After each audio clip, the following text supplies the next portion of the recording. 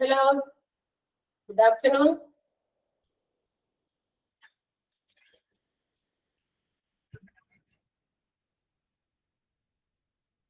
Good afternoon. Good afternoon, ma'am. Good afternoon, ma'am. Okay, good afternoon. ഇതൊക്കെ സുഖല്ലേ എല്ലാവർക്കും?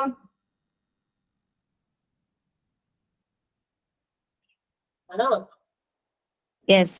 Yes, ma'am. Yes, ma'am. അത് കേൾക്കാൻ മതി. ഓക്കെ.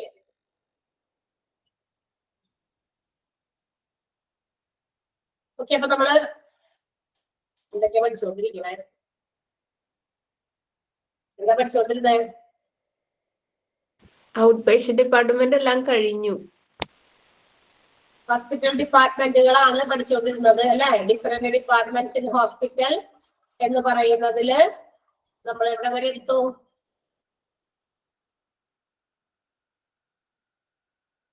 എവിടെ വരെ എടുത്തു പറയാമോ? യൂറോളജി. സ്മിത,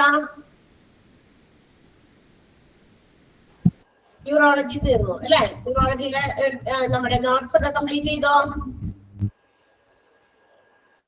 നോട്ട് സപ്പോർട്ടീവ് ഡിപ്പാർട്ട്മെന്റിന്റെ അകത്ത് യൂറോളജിയില് നമ്മൾ ഇതൊക്കെ ഞാൻ എഴുതി വെക്കാൻ പറഞ്ഞെന്നാണ് എന്റെ ഒരു ഓർമ്മ. യൂറേറ്റേഴ്സ്, യൂറിനറി ബ്ലാഡർ, യുറേത്ര അതൊക്കെ പറഞ്ഞോ? പറഞ്ഞു മാം. ഓക്കെ, നോട്ട്സ് എഴുതിയതാണോ എന്നാണ് ചോദിച്ചത്. പിന്നെ പ്രോസ്റ്റേറ്റ് ക്യാൻസർ എന്താണെന്ന് പറഞ്ഞോ? സൗണ്ടില്ല തീരെ. പ്രോസ്റ്റേറ്റ് ക്യാൻസറിന്റെ ഒക്കെ നോട്ട് എന്നാണ് സൗണ്ടില്ല. ഓ ഒന്ന് പറഞ്ഞേ. മാം ലിംഫോമാസ് വരെ എഴുതിയിട്ടുള്ളൂ നോട്ട്. ലിംഫോമാസ് വരെ എഴുതിയോളാം. അതില് പി നമ്മൾ എക്സ്പാൻഡഡ് ഫോം ചെയ്യില്ല, അത്ര എത്തിയിട്ടുള്ളൂ. പോലെ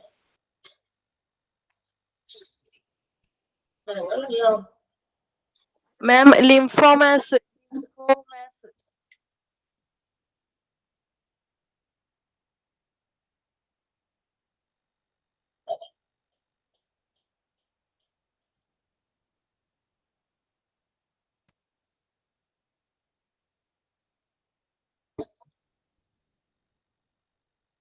നോട്ട് എഴുതിയത് ലിംഫോമാസ് വരെ എന്നാണോ പറഞ്ഞത്?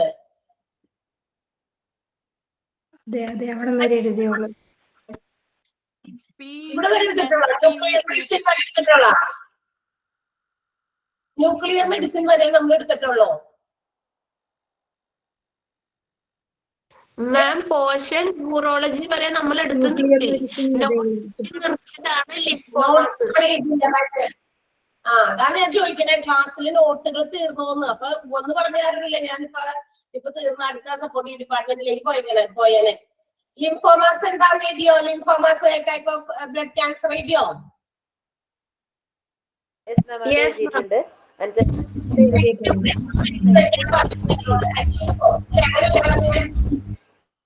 ഭയങ്കര സൗണ്ട് ആണല്ലോ. സ്പെക്റ്റും പെറ്റും നിങ്ങളോട് അതിന്റെ അബ്രീവിയേഷൻസ് എഴുതിയിട്ട് അതിന്റെ ഫുൾ ഫോം എഴുതി വെക്കാൻ പറഞ്ഞിട്ടാണ് ഞാൻ പിരിഞ്ഞത്. എനിക്ക് തോന്നുന്നു. ഓക്കെ, ഇനി നമുക്ക് എഴുതാനുള്ള നോട്ട് ഏതാണെന്ന് ഞാൻ നോക്കട്ടെ, ഏതെങ്കിലും ഉണ്ടോന്ന്. ഓക്കെ, ഓങ്കോളജിയിലൊന്നും ഇല്ല. ഇപ്പോഴാണ് എനിക്ക് ഓർമ്മ വന്നത് എന്തൊക്കെയാ പറഞ്ഞു നിർത്തിയെന്ന്. ഓക്കെ, ഒഫ്താൽമോളജിയിൽ എഴുതാനുണ്ട്. ഒഫ്താൽമോളജി എന്നുള്ള ഹെഡിങ് എഴുതിയേ. ഒഫ്താൽമോളജി സപ്പോർട്ടീവ് ഡിപ്പാർട്ട്മെന്റ് തുടങ്ങിയേനെ. ഇപ്പൊ നിങ്ങൾ അവിടെ വരെ എത്തിയെന്ന് പറഞ്ഞപ്പോ ഞാൻ വിചാരിച്ചു ഒഫ്താൽമോളജി എഴുതാട്ടോ. അതിനകത്ത് ബൈനോക്കുലർ വിഷൻ എഴുതാം. ബൈനോക്കുലർ വിഷൻ ഒഫ്താൽമോളജിക്കകത്ത് ബൈനോക്കുലർ വിഷൻ എന്താണെന്ന് എഴുതാം. ഒരു ഹൈഫൻ ഇടാം. Ability to maintain visual focus visual focus on an object on an object. Visual focus on an object with both eyes. With both eyes, creating a single visual image. Creating a single visual image. അതായത് ഒരു വസ്തുവിനെ നമ്മൾ നോക്കുമ്പോൾ ഇങ്ങനെ രണ്ട് ഡബിളൊക്കെ ആയിട്ട് തോന്നാത്ത രീതിയിൽ ആക്കാൻ വേണ്ടിയിട്ട് ഒരു വസ്തുവിന് ഒരു ഇമേജ് പ്രൊവൈഡ് ചെയ്യുന്ന രീതിയിൽ നമ്മുടെ വിഷനെ കറക്റ്റ് ചെയ്യുന്നതിനെയാണ് നമ്മൾ ബൈനോക്കുലർ വിഷൻ എന്ന് ഉദ്ദേശിക്കുന്നത്. അടുത്തതില് കുറച്ച് വേർഡ് മീനിങ് ആണ്. ഓർത്തോപെഡിക്സ് ഡിപ്പാർട്ട്മെന്റ് എഴുതാം. Orthopaedics department. അതിനകത്ത് വേർഡ് മീനിങ് മാത്രമേ ഉള്ളൂ. ടെൻഡൻ, TENDON, ചലന ഞരമ്പ് എന്നാണ് ഇതിന്റെ അർത്ഥം. ചലന ഞരമ്പ്, ദശനാര് അല്ലെങ്കിൽ ചലന ഞരമ്പ് എന്നൊക്കെ പറയും. അതാണ് ടെൻഡൻസ്.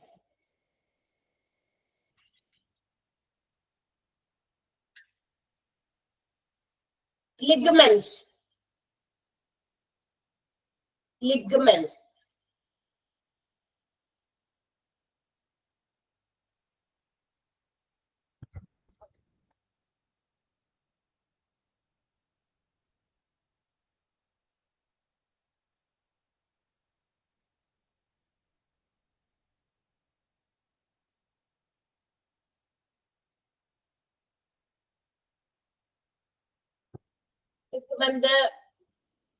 മലയാളം വേർഡ് എന്താ? ലിഗമെന്റ് തന്നെ പറയാറല്ലേ. അത് മുട്ടുകാലിലുള്ള രണ്ട്, എന്താ പറയാ, രണ്ടെണ്ണമല്ല 4 എണ്ണം വീതം. അതായത് 4 ഡിഫറെന്റ് ടൈപ്സിലുള്ള ഒരു സംഭവമാണ്. ലിഗമെന്റ് പ്രോബ്ലംസ് ഒക്കെ ഉണ്ടാവാറുണ്ടല്ലോ, ഇല്ലേ? കേട്ടിട്ടില്ലേ ലിഗമെന്റ്?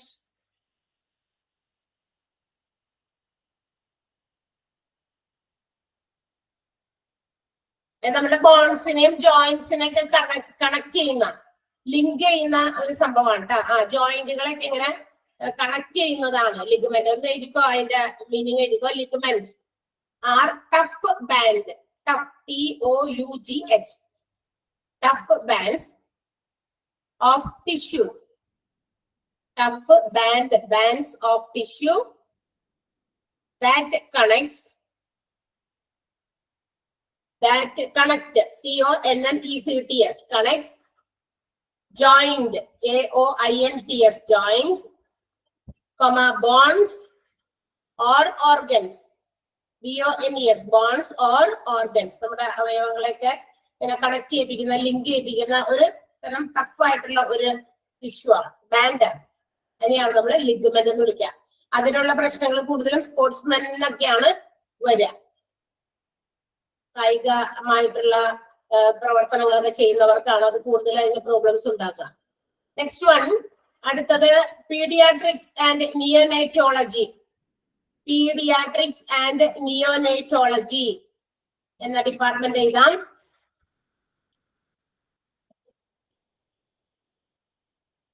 പീഡിയാട്രിക്സ് ആൻഡ് നിയോനേറ്റോളജിയിൽ ഒരു വേർഡ് ഉണ്ട്, intrauterine growth retardation.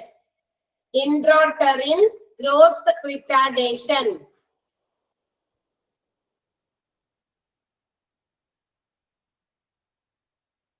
Intrauterine growth റിട്ടാർഡേഷന്റെ മീനിങ് എന്താണെന്ന് എഴുതിക്കോട്ടാ. A condition in which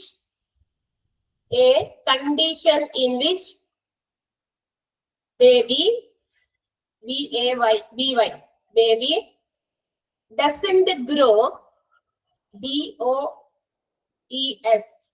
does not എന്നുള്ളതിന്റെ short form, doesn't grow to normal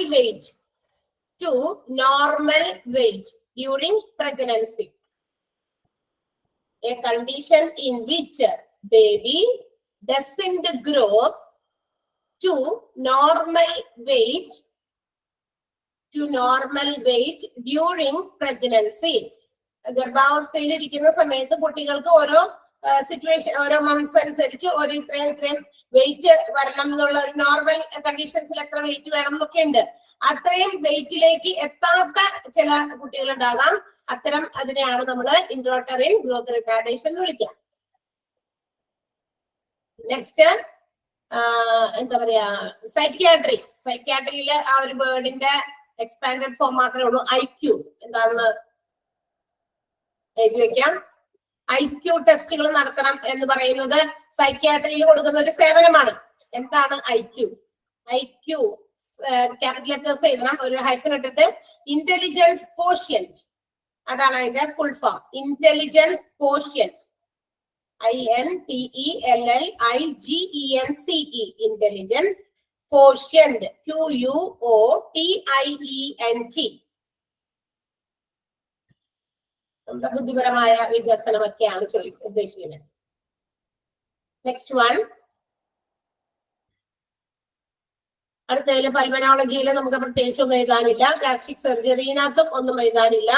urology എഴുതണ്ട കേട്ടോ. യൂറോളജി നെക്സ്റ്റ് ഡിപ്പാർട്ട്മെന്റ് ആണ് യൂറോളജി.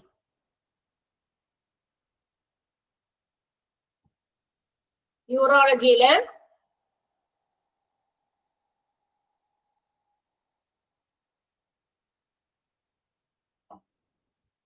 യുറേറ്റേഴ്സിന്റെ മീനിങ് ചെയ്ത കേട്ടാ. യുറേറ്റേഴ്സ്, യുറേറ്റർ മൂത്രനാളി, ureters മൂത്രനാളി.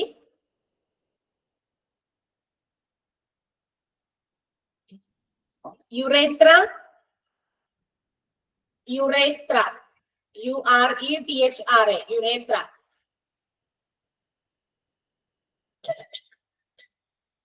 The duct through which the duct, DUCT, duct through which urine is discharged. Urine is discharged. Urine പുറത്തേക്ക് പോകുന്ന ആ സ്ഥലം, അതാണ് യുറേത്ര.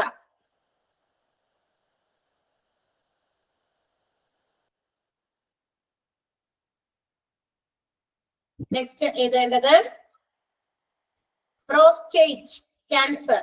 Prostate cancer, prostate cancer. Hyphen ഇട്ടിട്ട് എഴുതാം. Prostate is a gland.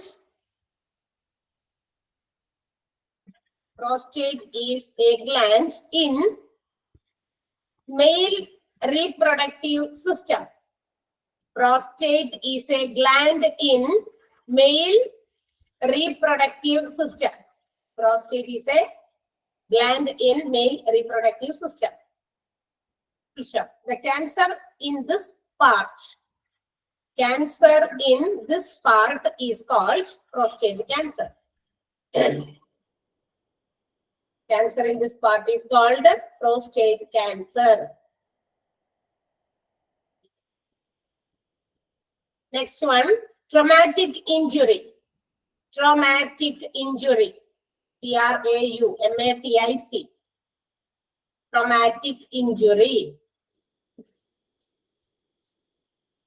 Hyphen it down. A tissue injury. A tissue injury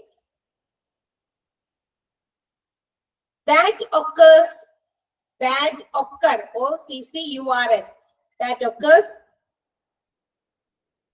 suddenly due to a violence or accident. Suddenly due to a violence or accident.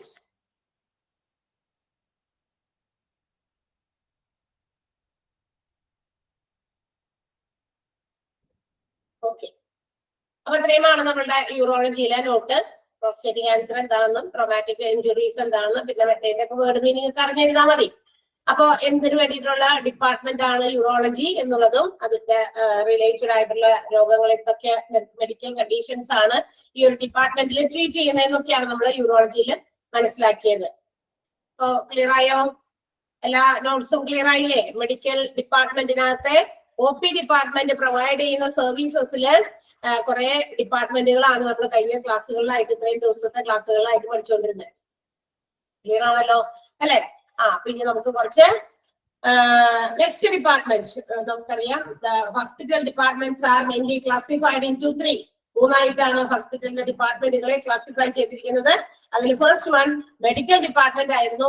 അതിനകത്ത് OPD, IPD എന്ന് പറയുന്ന 2 type of ട്രീറ്റ്മെന്റുകൾ hospitals provide ചെയ്യുന്നുണ്ട്. അതിന്റെ അടിസ്ഥാനത്തിലാണ് medical ഡിപ്പാർട്ട്മെന്റുകളെ classify ചെയ്തിരിക്കുന്നത് IPD and OPD എന്ന് പറയുന്ന രീതിയിൽ. Okay, and the second classification of hospital department is supportive department. അപ്പൊ ഇനി നമ്മൾ പഠിക്കാൻ പോകുന്നത് ഹോസ്പിറ്റലിനകത്തെ സപ്പോർട്ടീവ് ഡിപ്പാർട്ട്മെന്റുകളെ കുറിച്ചിട്ടാണ്. Not only the medical department are functioning in a hospital, they need, that means the medical department need some assistance or support from some other departments to function it properly. വളരെ ശരിയായ രീതിയിൽ, നല്ല രീതിയിൽ, smooth ആയിട്ട് ഒരു hospital function ചെയ്യണമെങ്കിൽ അതിന്റെ medical ഡിപ്പാർട്ട്മെന്റുകളെ help ചെയ്യാൻ, അസിസ്റ്റ് ചെയ്യാൻ, സപ്പോർട്ട് ചെയ്യാൻ മറ്റനേകം ഡിപ്പാർട്ട്മെന്റുകൾ കൂടിയേ തീരൂ. അപ്പൊ അങ്ങനെയുള്ള കുറച്ച് ഡിപ്പാർട്ട്മെന്റുകൾ, അവയെ എല്ലാം കൂടി ഒരുമിച്ച് കളക്റ്റീവ് ആയിട്ടാണ് സപ്പോർട്ടീവ് ഡിപ്പാർട്ട്മെന്റ് എന്ന് പേര് കൊടുത്തിരിക്കുന്നത്. അപ്പൊ നമുക്ക് ഏതൊക്കെയാണ് ഹോസ്പിറ്റലിലെ സപ്പോർട്ടീവ് ഡിപ്പാർട്ട്മെന്റ് എന്ന് നോക്കാം. ഓൾറെഡി നമ്മൾ പറഞ്ഞതാ, ഈ സപ്പോർട്ടീവിനെ തന്നെ therapeutic, general, diagnostic and informative എന്ന രീതിയിൽ ഡിവൈഡ് ചെയ്തിട്ടുണ്ട്. പക്ഷെ ഇവിടെ ആ ക്ലാസിഫിക്കേഷൻസ് അങ്ങനെ പറയുന്നില്ല. അവരൊക്കെ അടിക്ക് എല്ലാ സപ്പോർട്ടീവ് ഡിപ്പാർട്ട്മെന്റുകളുമാണ് നമുക്ക് വേണ്ടിയിട്ട് വെച്ചിരിക്കുന്നത് പഠിക്കാനായിട്ട്. Okay, so let's see which are the supportive departments in a hospital. Clinical laboratories, radio diagnostic services, Central Sterile Supply Department, Hospital Pharmacy, Medical Records, Housekeeping, Dietary Service Department, IT and Communication, Medical Social Service, Physiotherapy, Medical Maintenance and Engineering, and the Purchasing Department of Material Management. ഇത്രയും supportive ഡിപ്പാർട്ട്മെന്റുകളെ കുറിച്ച് ഇനി നമ്മൾ പഠിക്കണം. Okay, അപ്പൊ നമ്മൾ ഇത്രയും ദിവസം പഠിച്ചതുപോലെ ഈ ഹോസ്പിറ്റലിന്റെ മറ്റ് ഡിപ്പാർട്ട്മെന്റുകൾ, അതായത് OP വിഭാഗത്തിൽ വരുന്ന ഡിപ്പാർട്ട്മെന്റുകൾ ഇത്രയും എക്സ്പ്ലെയിൻ ചെയ്ത് പഠിച്ചതുപോലെ അത്രയൊന്നുമില്ല. വളരെ കുഞ്ഞിതായിട്ട് ഈ സപ്പോർട്ടീവ് ഡിപ്പാർട്ട്മെന്റുകൾ ഓരോന്നും എന്താണ് ചെയ്യുന്നത്, ഏത് തരത്തിലുള്ള ഹെൽപ്പാണ് ഹോസ്പിറ്റലിന് പ്രൊവൈഡ് ചെയ്യുന്നത് എന്നുള്ള കാര്യങ്ങൾ മാത്രമേ മെൻഷൻ ചെയ്തിട്ടുള്ളൂ. നിങ്ങൾ അങ്ങനെ തന്നെ പഠിച്ചാൽ മതി. അപ്പൊ നമുക്ക് അധികം നോട്ട്സ് ഒന്നും സെപ്പറേറ്റ് ഇല്ല എന്നാണ് ഞാൻ പറഞ്ഞു വന്നതിന്റെ അർത്ഥം. ഓക്കെ, പഠിക്കാം. നമുക്ക് ഏതൊക്കെയാണ് ഹോസ്പിറ്റലിന്റെ സപ്പോർട്ടീവ് ഡിപ്പാർട്ട്മെന്റ് എത്തി എല്ലാവരും ഇവിടേക്ക് നമ്മള് സപ്പോർട്ടീവ് ഡിപ്പാർട്ട്മെന്റിലേക്ക് വന്നിട്ടോ. Okay, so first one in supportive department is clinical laboratory. അപ്പൊ ആദ്യത്തെ സപ്പോർട്ടീവ് ഡിപ്പാർട്ട്മെന്റ് നമ്മൾ പരിചയപ്പെടാൻ പോകുന്നത് ക്ലിനിക്കൽ ഡിപ്പാർട്ട്മെന്റ് ആണ്, ക്ലിനിക്കൽ ലബോറട്ടറീസ് ആണ്. The primary function of any clinical department or clinical laboratory is to perform the lab tests mainly on 6 fields. പ്രധാനമായിട്ടും നമ്മുടെ clinical laboratories ഏർപ്പെട്ടിരിക്കുന്ന അല്ലെങ്കിൽ അവർ ചെയ്യുന്നത് ലാബ് ടെസ്റ്റുകളാണ്. പ്രധാനമായിട്ടുള്ള 6 വ്യത്യസ്ത രീതിയിലുള്ള ലാബ് ടെസ്റ്റുകളാണ് ഹോസ്പിറ്റൽസിൽ ഈ പറയുന്ന ക്ലിനിക്കൽ ലബോറട്ടറീസ് പെർഫോം ചെയ്യുന്നത്. വിചാരത്തെ ഏതൊക്കെയാണ് 6 main field of lab test എന്ന് പഠിച്ചു വെക്കണം കേട്ടോ. Bacteriology, biochemistry, histology, serology, haematology and cytology. ഒന്നുകൂടി പറയാം, bacteriology, biochemistry, histology, serology, haematology and cytology are the 6 main fields of lab test performed in clinical laboratories. യാരണത്തിന്റെ പേരുകൾ മറക്കണ്ട കേട്ടോ. എന്താണ് ബാക്ടീരിയോളജി? ബാക്ടീരിയാസ്, അതായത് ജീവാണുശാസ്ത്രം. അതായത് ജീവനുള്ള പല സാധനങ്ങളൊക്കെ നമ്മുടെ ശരീരത്തിലേക്ക് കടക്കുമല്ലോ. അപ്പൊ അങ്ങനെയുള്ളതിന്റെ ഫലമായിട്ട് ചില ഡിസീസസ് നമ്മളെ ബാധിക്കാറുണ്ട്. അപ്പൊ അതെങ്ങനെയാണെന്ന് ടെസ്റ്റ് ചെയ്ത് നോക്കിയാലേ അറിയാൻ പറ്റുള്ളൂ. അതിന് വേണ്ടിയിട്ടുള്ള ടെസ്റ്റാണ് ബാക്ടീരിയോളജി ടെസ്റ്റ്. ബയോകെമിസ്ട്രി എന്താണ്? അതും ഇതുപോലെ തന്നെ നമ്മുടെ ഈ ലിവിംഗ് ഓർഗാനിസംസ് നമ്മുടെ ശരീരത്തിൽ പ്രവേശിക്കുമ്പോൾ it makes some chemical process. അത് ചില കെമിക്കൽ ആയിട്ടുള്ള പ്രോസസ് നമ്മുടെ ശരീരത്തിൽ നടക്കും. ആ മൈക്രോ ഓർഗാനിസംസ് വഴിയായിട്ട് അല്ലെങ്കിൽ ലിവിംഗ് ഓർഗാനിസംസ് വഴിയായിട്ട് സം കെമിക്കൽ പ്രോസസ്സ് നടക്കാറുണ്ട് നമ്മുടെ ശരീരത്തിൽ. അതിന്റെ ഫലമായിട്ടും ചില രോഗങ്ങൾ വരും. അത് ടെസ്റ്റ് ചെയ്ത് കണ്ടുപിടിക്കുന്നതാണ് ബയോകെമിസ്ട്രി. ഹിസ്റ്റോളജി എന്ന് പറയുന്നത് നമ്മളുടെ microscopic study of our tissues അല്ലെങ്കിൽ മറ്റു ഓർഗൻസ്. നമ്മുടെ ശരീരത്തിന്റെ പല കലകളോ അല്ലെങ്കിൽ മറ്റു ഓർഗൻസോ അതിനെയൊക്കെ മൈക്രോസ്കോപ്പിക് സ്റ്റഡിക്ക് വിധേയമാക്കി ടെസ്റ്റ് ചെയ്യുന്നതാണ്. നമ്മുടെ ഓർഗൻസിനും ടിഷ്യൂസിനൊക്കെ എന്തെങ്കിലും തരത്തിലുള്ള രോഗങ്ങൾ ബാധിച്ചിട്ടുണ്ടെങ്കിൽ ഹിസ്റ്റോളജി പ്രകാരമായിരിക്കും ആ ടെസ്റ്റ് നടത്തി അവർക്ക് ഡയഗ്നോസിസ് ദ ഡിസീസ്, ഏത് രോഗമാണെന്ന് നിവാരണം ചെയ്ത് വെക്കാൻ പറ്റുള്ളൂ. ആൻഡ് സീറോളജി എന്തായിരിക്കും? അത് കേട്ടിട്ടുണ്ടോ? സീറോളജി ആന്റിബോഡി ടെസ്റ്റ് ആണ്. അതായത് നമ്മളുടെ ശരീരത്തിൽ ഇഫ് വി ഹാഡ് എനി എന്താ പറയാ, നമ്മൾക്ക് ഏതെങ്കിലും തരത്തിലുള്ള പ്രീവിയസ് ആയിട്ടുള്ള വൈറൽ ഇൻഫെക്ഷൻസ് ഒക്കെ നമ്മുടെ ശരീരത്തിൽ വന്നിട്ടുണ്ടോ, നേരത്തെ എപ്പോഴെങ്കിലും എന്തെങ്കിലും വൈറൽ ആയിട്ടുള്ള ഇൻഫെക്ഷൻസ് നമ്മൾക്ക് ബാധിച്ചിട്ടുണ്ടോ? അത് മാത്രമല്ല, and how the body immune to it, അതിനോട് എങ്ങനെയാണ് നമ്മളുടെ ബോഡി ഇമ്മ്യൂണൈസ് ചെയ്തത് അല്ലെങ്കിൽ പ്രതിരോധിച്ചത്, ആ വൈറൽ ഇൻഫെക്ഷനോട് എങ്ങനെ പ്രതിരോധിച്ചു. ചിലപ്പോ വൈറൽ ഇൻഫെക്ഷൻ ചിലപ്പോൾ കാര്യമായിട്ട് പ്രവർത്തിച്ചിട്ടുണ്ടാവില്ല, കാരണം അതിനെ റെസിസ്റ്റ് ചെയ്യാനുള്ള ഇമ്മ്യൂണൈസേഷൻ നമുക്ക് ഉണ്ടായിരുന്നത് കൊണ്ട്. അപ്പൊ അങ്ങനെ എന്തെങ്കിലും ഉണ്ടായിട്ടുണ്ടോ, അതിനോട് എങ്ങനെ ബോഡി പ്രതികരിച്ചു, അതൊക്കെ മനസ്സിലാക്കാൻ വേണ്ടിയിട്ടുള്ള ടെസ്റ്റ് ആണ് സീറോളജി. ഹെമറ്റോളജി നമുക്ക് ഓൾറെഡി അറിയാം, ബ്ലഡ് കമ്പോണൻസിനെ കുറിച്ചിട്ടുള്ള ബ്ലഡ് റിലേറ്റഡ് ആയിട്ടുള്ള ടെസ്റ്റുകളാണ്. Okay, cytology and also it's study of cells, നമ്മുടെ കോശങ്ങളെ സംബന്ധിച്ച് സെൽസിനെ കുറിച്ച്, അതിന്റെ സ്ട്രക്ചർ, അതിന്റെ ഫംഗ്ഷനിങ്, അതിനെന്തെങ്കിലും തരത്തിലുള്ള പ്രശ്നങ്ങളൊക്കെ ഉണ്ടെങ്കിൽ അതൊക്കെ കണ്ടെത്താൻ വേണ്ടിയിട്ടാണ് എന്ത് ടെസ്റ്റ് നടത്തുക, സൈറ്റോളജി എന്ന് പറയുന്ന ടെസ്റ്റ്. അപ്പൊ പ്രധാനമായിട്ടും ലാബ് ടെസ്റ്റുകളിൽ ഈ 6 മെയിൻ ഫീൽഡുകളാണ്. മെയിൻ ഫീൽഡിന്റെ പേരുകൾ മറക്കണ്ട: bacteriology, biochemistry, histology, serology, haematology and cytology. And what is the purpose of making such test? എന്തിനു വേണ്ടിയിട്ടാണ് ഇങ്ങനെ ടെസ്റ്റുകൾ നടത്തുന്നത്? ടെസ്റ്റ് നടത്തുന്ന പറയും ഡോക്ടേഴ്സ് നമ്മളോട് പറയും. ചില രോഗങ്ങൾ മാറാതെ വരുമ്പോ ഡോക്ടറെ എടുത്ത് വരുമ്പോ ഡോക്ടർ പറയും ഇനി ടെസ്റ്റ് ചെയ്യണം, ലാബിൽ കൊടുത്തിട്ട് ടെസ്റ്റ് ഒക്കെ ചെയ്തിട്ട് റിസൾട്ട് കൊണ്ടുപോവാ എന്നൊക്കെ പറഞ്ഞു തരും. ചിലപ്പോൾ അവിടെ ഉണ്ടാവില്ല, അതുകൊണ്ട് പുറത്ത് എവിടെയെങ്കിലും ടെസ്റ്റ് ചെയ്തിട്ട് പറയാനൊക്കെ പറയും. അപ്പൊ ഇതെന്തിനു വേണ്ടിയിട്ടാ? to find out what is the reason or cause of our disease. ചിലപ്പോ അവർക്ക് ഇങ്ങനെ ഒറ്റ തോട്ടത്തിൽ ഇങ്ങനെ മറ്റേ സ്റ്റെത്തോസ്കോപ്പ് വെച്ചിട്ട് പരിശോധിച്ചോ അല്ലെങ്കിൽ മറ്റേതെങ്കിലും രീതിയിലൊന്നും മനസ്സിലാവില്ല. അവർക്ക് ഇങ്ങനെയുള്ള നമ്മളുടെ ബോഡിക്ക് അകത്ത് ഏതെങ്കിലും ഒരു അസുഖം നമ്മൾ വീണ്ടും വീണ്ടും നമ്മളെ ഡിസ്റ്റർബ് ചെയ്യുമ്പോൾ അത് ഡയഗ്നോസിസ് ചെയ്യാൻ വേണ്ടിയിട്ടും and for providing treatment to that, ആ ഒരു ഡിസീസസിന് രോഗം കണ്ടെത്തി അതിന് ട്രീറ്റ്മെന്റ് പ്രൊവൈഡ് ഒക്കെ ചെയ്യാൻ വേണ്ടിയിട്ടാണ് ഇത്തരം ടെസ്റ്റുകളൊക്കെ നടത്തുക. ആൻഡ് അപ്പൊ അത് എന്തിനു വേണ്ടിയിട്ടാണ്? It helps the physician, doctors or the specialist, ആർക്കാണെങ്കിൽ ചിലപ്പോൾ ഫിസിഷ്യൻ ആയിരിക്കാം, അല്ലെങ്കിൽ ഡോക്ടേഴ്സ് സ്പെഷ്യലൈസ്ഡ് ആയിട്ടുള്ള ഡോക്ടേഴ്സ് ആയിരിക്കാം. അവർക്ക് ഒരു അസിസ്റ്റൻസിന് വേണ്ടിയിട്ടാണ്, ഒരു ഹെൽപ്പാണത്. To make out the diagnosis and also the treatment and also to prevent that particular disease. ആ രോഗം എന്താണെന്ന് മനസ്സിലാക്കാനും അതുപോലെ തന്നെ അതിന്റെ മരുന്നുകൾ കൊടുക്കാനും പ്രിവെന്റ് ചെയ്യാനും ഒക്കെ ഉള്ള മെഷേഴ്സ് സ്വീകരിക്കണമെങ്കിൽ ടു കൺഫേം ദ ഡിസീസ്, ഇന്ന രോഗമാണെന്ന് കൺഫേം ആക്കണം. ഇതിലൊക്കെയാണ് നമ്മൾ എന്ത് ചെയ്യുക? ടെസ്റ്റുകൾ നടത്തുക. അതിന് പ്രധാനമായിട്ടും ഈ 6 രീതിയിലുള്ള ഏതെങ്കിലുമൊക്കെ ടെസ്റ്റ് ആയിരിക്കും ഡോക്ടേഴ്സ് പ്രിസ്ക്രൈബ് ചെയ്യുന്നത്, നമ്മളോട് ടെസ്റ്റ് ആയിട്ട് കൊടുക്കുന്നത്. അപ്പൊ ആ 6 മെയിൻ ഫീൽഡ് ഓഫ് ലാബ് ടെസ്റ്റുകൾ മറക്കണ്ട. അത് ഹോസ്പിറ്റൽസിലെ ഫിസിഷ്യൻസിനെ അല്ലെങ്കിൽ ഡോക്ടേഴ്സിനെ അസിസ്റ്റ് ചെയ്യാൻ വേണ്ടിയിട്ടാണ് ഇത്തരം ടെസ്റ്റുകൾ നടത്തുന്നത് എന്ന് എന്നുള്ള കാര്യവും നമ്മൾ അറിഞ്ഞിരിക്കണം. ഓക്കെ, അതാണ് ക്ലിനിക്കൽ ലബോറട്ടറീസ്. മനസ്സിലായോ എന്താണ് ക്ലിനിക്കൽ ലബോറട്ടറി എന്ന്? മനസ്സിലായോ? Okay, second one, radiology. In the radiology, it's also another type of diagnostic method. And this diagnostic method is used for imaging test. ഇതൊരു തരം ഇതും തന്നെ എന്താ പറയാ ഒരു രോഗനിവാരണത്തിന് വേണ്ടിയിട്ടുള്ള രീതി തന്നെയാണ്. പക്ഷെ ഇതൊരു ഇമേജിംഗ് ടെസ്റ്റ് ആണ്. അതായത് നമ്മൾ രോഗനിവാരണം ചെയ്യാൻ വേണ്ടിയിട്ട് പുറത്തേക്ക് നമ്മുടെ നേരത്തെ പറഞ്ഞ പോലെ ക്ലിനിക്കൽ ലബോറട്ടറീസിലേക്ക് അവരുടെ ലാബ് ടെസ്റ്റ് നടത്താൻ വേണ്ടി ശരീരത്തിൽ നിന്ന് എന്തെങ്കിലും ഒരു സാധനം എടുത്തു വെച്ചിട്ടായിരിക്കും ഈ പറയുന്ന 6 ടെസ്റ്റുകളിൽ ഏതെങ്കിലുമൊക്കെ അവർ പെർഫോം ചെയ്യാം. പക്ഷെ ഇവിടെ ശരീരത്തിന്റെ അകത്തുനിന്ന് പുറത്തേക്ക് സാധനങ്ങളൊന്നും എടുത്തു വെക്കുന്നില്ല.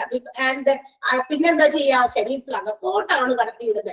രോഗം നിർണ്ണയിക്കാൻ വേണ്ടിയിട്ട് ഉള്ള ടെസ്റ്റുകൾ നടത്താൻ വേണ്ടി ഒരു എന്താ പറയാ നമ്മുടെ റേസ് ആണ് റേഡിയോളജി എന്ന് പറഞ്ഞാൽ ഹൈ ആക്സിലറേറ്റഡ് ആയിട്ടുള്ള റേസ് ആണ്. സ്കാനിങ്ങും എക്സ്റേസും ഒക്കെ പോലത്തെ raise will be injected intravenous കൂടി, അതായത് IV ഒക്കെ വെച്ചിട്ട് അതിൽ കൂടി കടത്തി വിട്ടിട്ടാണ് ശരീരത്തിനുള്ളിലുള്ള ഇന്റേണൽ ഓർഗൻസ്, നമ്മുടെ ആന്തരിക അവയവങ്ങളിൽ ഉണ്ടാകുന്ന പല അസുഖങ്ങളും നേരത്തെ പറഞ്ഞല്ലോ. അതുപോലെ ഹാർട്ടിനകത്ത് അല്ലെങ്കിൽ വയറിനകത്തുള്ള ഓർഗൻസിലൊക്കെ ചില അസുഖങ്ങൾ പിടിപെട്ടിട്ടുണ്ടെങ്കിൽ പെട്ടെന്നൊന്നും മനസ്സിലാകുമൊന്നുമില്ല. അപ്പൊ അതിൻ്റെതായ എന്തെങ്കിലും അസ്വസ്ഥതകൾ ആൾക്ക് ഉണ്ടാകുമായിരിക്കും.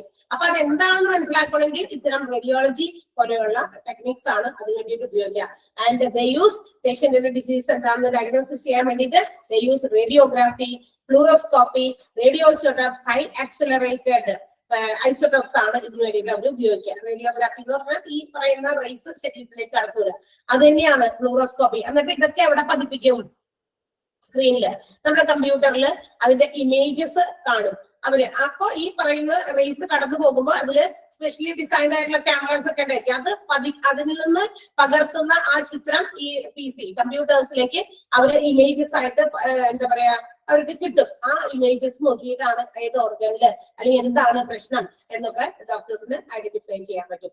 അത് ഇതുപോലെ തന്നെ ഫ്ലൂറോസ്കോപ്പി അതുപോലെ തന്നെയാണ്. ഈ നമ്മുടെ ഈ എക്സ്റേസ് ഒക്കെ ഇല്ലേ, അതിന്റെ ഒക്കെ ഒരു ഫിലിം രൂപത്തിൽ ഒരു മൂവി പോലെ കാണാൻ വേണ്ടിയിട്ട് സ്പീഡി ആയിട്ട് ഇങ്ങനെ എന്താ പറയാ ഫിലിംസ്, നമ്മളുടെ ഇതിന്റെ എക്സ്റേസിന്റെ ഫിലിംസ് ഒക്കെ ഇങ്ങനെ സ്പീഡായിട്ട് ഇങ്ങനെ മൂവ് ചെയ്ത് പോകുമ്പോൾ നമുക്കതൊരു മൂവി കാണുന്ന ഒരു പ്രതീതി കിട്ടും. അപ്പൊ ഡോക്ടേഴ്സിന് ആ ഒരു മൂവ്മെന്റ് എളുപ്പമാക്കി കുറെ ഒന്നും അവർക്ക് ആവശ്യമില്ല.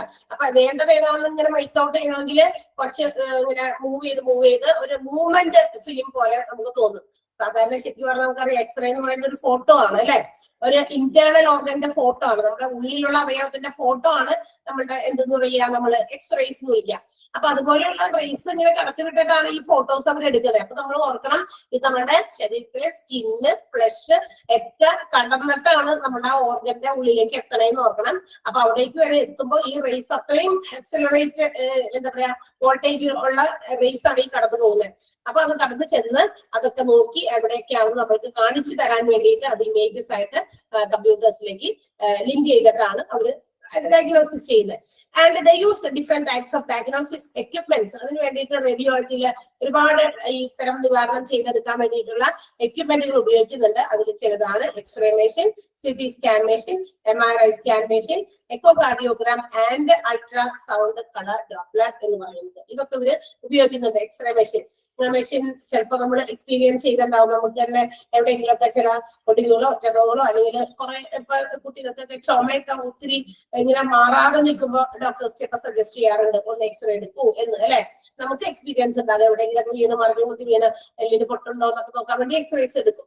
അപ്പൊ ഇങ്ങനെയൊക്കെ നോക്കി കഴിഞ്ഞാൽ എല്ലിന് പൊട്ടുണ്ടോ എന്നൊക്കെ അറിയാൻ പറ്റുമോ? ഇല്ല. അപ്പൊ അത് എന്താ പറയാ ഓപ്പറേറ്റ് ചെയ്യണോ? വേണ്ട. അതിനും വേണ്ട ഇത്തരം റേസ് ആണ് ഉപയോഗിച്ച് ഉള്ളിലുള്ള അവയവങ്ങളുടെ ഫോട്ടോസ് എടുക്കുന്നത്. ആൻഡ് CT സ്കാൻ മെഷീൻ, അതും സ്കാനിങ് രീതി തന്നെയാണ്, രോഗമുണ്ടെന്ന് മനസ്സിലാക്കാൻ വേണ്ടിയിട്ട് തന്നെയുള്ളതാണ്. MRI ഫുൾ ബോഡി സ്കാനിങ് ആണ്, അതും മെഷീനും ഉണ്ട്. അതിന് വേണ്ടിയിട്ട് നമ്മൾ നമുക്ക് എക്സ്പീരിയൻസ് ഇല്ലെങ്കിൽ നമ്മൾ പല വീഡിയോസിലും ഒക്കെ കണ്ടിട്ടുണ്ടായിരിക്കും MRI സ്കാൻ ഒക്കെ ചെയ്യുന്ന പ്രൊസീജിയേഴ്സ് ഒക്കെ അല്ലെ. ഒരു മെഷീന്റെ അകത്തേക്ക് നമ്മൾ കടത്തി വിടുകയാണ്, അതിനകത്ത് അവര് ആ ഒരു റേസ് അതിന്റെ അകത്തുണ്ട്, അതിങ്ങനെ നമ്മുടെ ശരീരത്തിന്റെ അകത്തേക്ക് പാഞ്ഞു കയറുന്നുണ്ട്. അതുകൊണ്ടാണ് ഇത്തരം ആ ഏത് അവയവങ്ങളിൽ എവിടെ ഏത് ഓർഗൻസിലാണ് രോഗങ്ങൾ ബാധിച്ചേക്കണെന്ന് അവർക്ക് കമ്പ്യൂട്ടേഴ്സിലൊക്കെ അതിന്റെ വിഷൻ ആയിട്ട് വരുന്നത്, ഇമേജസ് ആയിട്ട് വരുന്നത്. ഓക്കെ, എക്കോ കാർഡിയോഗ്രാം, അതുപോലെ തന്നെ ഹാർട്ടിന്റെ ഈ എന്താ ഉള്ളിലുള്ള ചില ഓർഗൻസിന്റെ ഒക്കെ കാര്യങ്ങളും പ്രശ്നങ്ങളൊക്കെ ഡിസീസസ് ഒക്കെ മനസ്സിലാക്കാൻ വേണ്ടിയിട്ടുള്ള മറ്റൊരു മെഷീനാണ്. അൾട്രാസൗണ്ട് കളർ ഡോപ്ലർ, അതും മറ്റൊരു ഈസി ടെക്നിക് ആണ്. ഡോക്ടേഴ്സ് യൂസ് സം എന്താ പറയുക ഈസി ടെക്നിക്. അതായത് ഈ എക്സ്റേസ് ഒക്കെ കടത്തി വിടുമ്പോൾ എക്സ്റേസിന് അതിൻ്റെതായ സൈഡ് ഇഫക്റ്റ് ഉണ്ട്. കാരണം എന്താ, അത് റേ ആണല്ലോ. റേ അത് നമ്മൾ ഈ ഞാൻ നേരത്തെ പറഞ്ഞില്ലേ, നമ്മുടെ ഫ്ലഷ്, നമ്മുടെ സ്കിന്ന് ഇതൊക്കെ തുളഞ്ഞ് ആന്തരികമായിട്ടുള്ള അകത്തേക്ക് കയറണമെങ്കിൽ അതിനതിൻ്റെതായ എന്താ പറയാ ഒരു ആക്സിലറേഷൻ, വോൾട്ടേജ് ആക്സിലറേഷൻ ഉണ്ട്. അത്രയും തുളഞ്ഞു കയറുന്ന ആ ഒരു സാധനം നമ്മുടെ ശരീരത്തിലേക്ക് കയറുന്നത് അപ്പൊ അത്ര നല്ലതായിരിക്കുമോ? തീർച്ചയായിട്ടും അല്ല. അപ്പൊ അതിന് ആ റേസിന് അതിൻ്റെതായ ആഫ്റ്റർ ഇഫക്റ്റുകളുണ്ട്. ആൻഡ് ഓൾസോ എന്താ പറയാ ഇഞ്ചക്ഷൻസ് ഇൻട്രാവെയിനിലൊക്കെ വെച്ചിട്ട് IV വെച്ചിട്ടൊക്കെ ഇതിനകത്തേക്ക് വെയിനിൽ പ്ലേസ് ചെയ്തൊക്കെ കയറ്റുമ്പോഴൊക്കെ അതിൻ്റെതായ പെയിൻഫുള്ളും ഉണ്ട്. ഇതൊക്കെ അവോയ്ഡ് ചെയ്യാൻ, ഇത്തരം ചില ഇഞ്ചക്ഷൻസിന്റെ പെയിൻഫുള്ളും മറ്റു കാര്യങ്ങളൊക്കെ അവോയ്ഡ് ചെയ്യാൻ വേണ്ടിയിട്ട് ഒരു ഈസി ടെക്നിക്ക് ഇന്ന് ഡോക്ടേഴ്സ് ഹാൻഡിൽ ചെയ്യുന്നതാണ് അൾട്രാസൗണ്ട് കളർ ഡോപ്ലർ എന്ന് പറയുന്നത്. അതും ഒരു ടെക്നിക്കാണ് റേസിന്റെ തന്നെ. ഓക്കെ, അത് റേഡിയോളജിയിൽ ഉപയോഗിക്കുന്ന മെഷീൻ തന്നെയാണ്. എക്കോ കാർഡിയോഗ്രാം ഹാർട്ടിന്റെ അകത്തുള്ള ഓർഗൻസിനെ മനസ്സിലാക്കാൻ വേണ്ടിയിട്ട്, ഡയഗ്നോസിസ് ചെയ്യാൻ വേണ്ടിയിട്ട് അതിന് വേണ്ടിയിട്ടുള്ള മെഷീനാണ് എക്കോ കാർഡിയോഗ്രാം.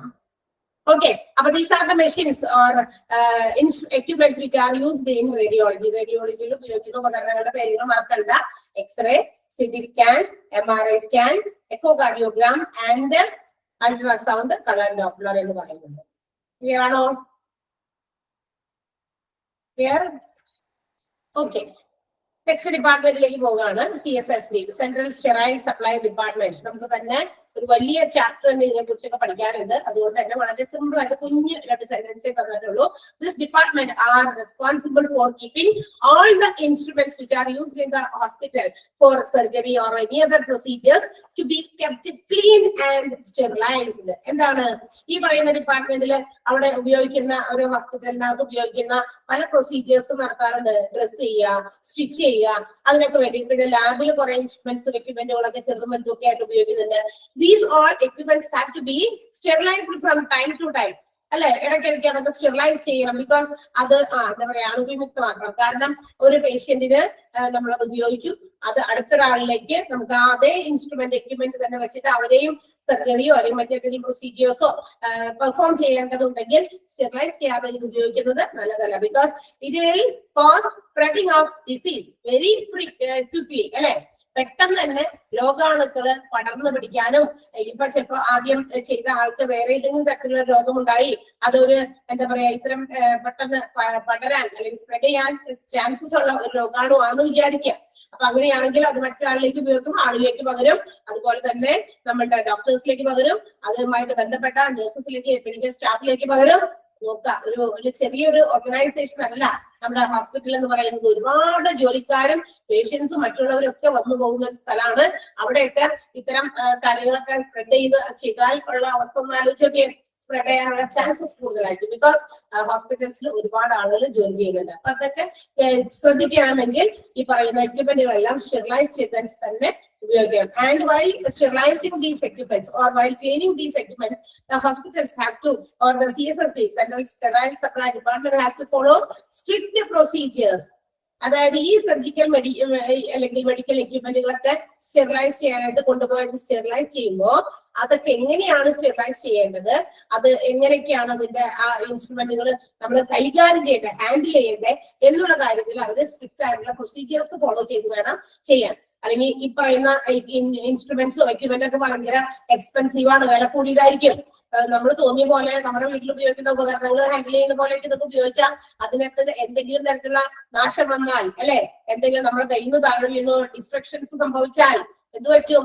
അതൊക്കെ ഭയങ്കര പ്രശ്നമാണ് അല്ലെ. അപ്പൊ അത് ഹാൻഡിൽ ചെയ്യുന്നതിന് പ്രത്യേകം നിയമങ്ങളും രീതികളും ഒക്കെ ഉണ്ടായിരിക്കും. So have to follow such strict procedures. അതുകൊണ്ട് തന്നെ ആ ഒരു എന്തെങ്കിലും പ്രൊസീജിയേഴ്സോ റെസ്ട്രിക്ഷൻസോ ഒക്കെ ഉണ്ടെങ്കിൽ അത് തന്നെ ഫോളോ ചെയ്ത് തന്നെ ഇത്തരം വസ്തുക്കളൊക്കെ അവർ കൈകാര്യം ചെയ്യാം.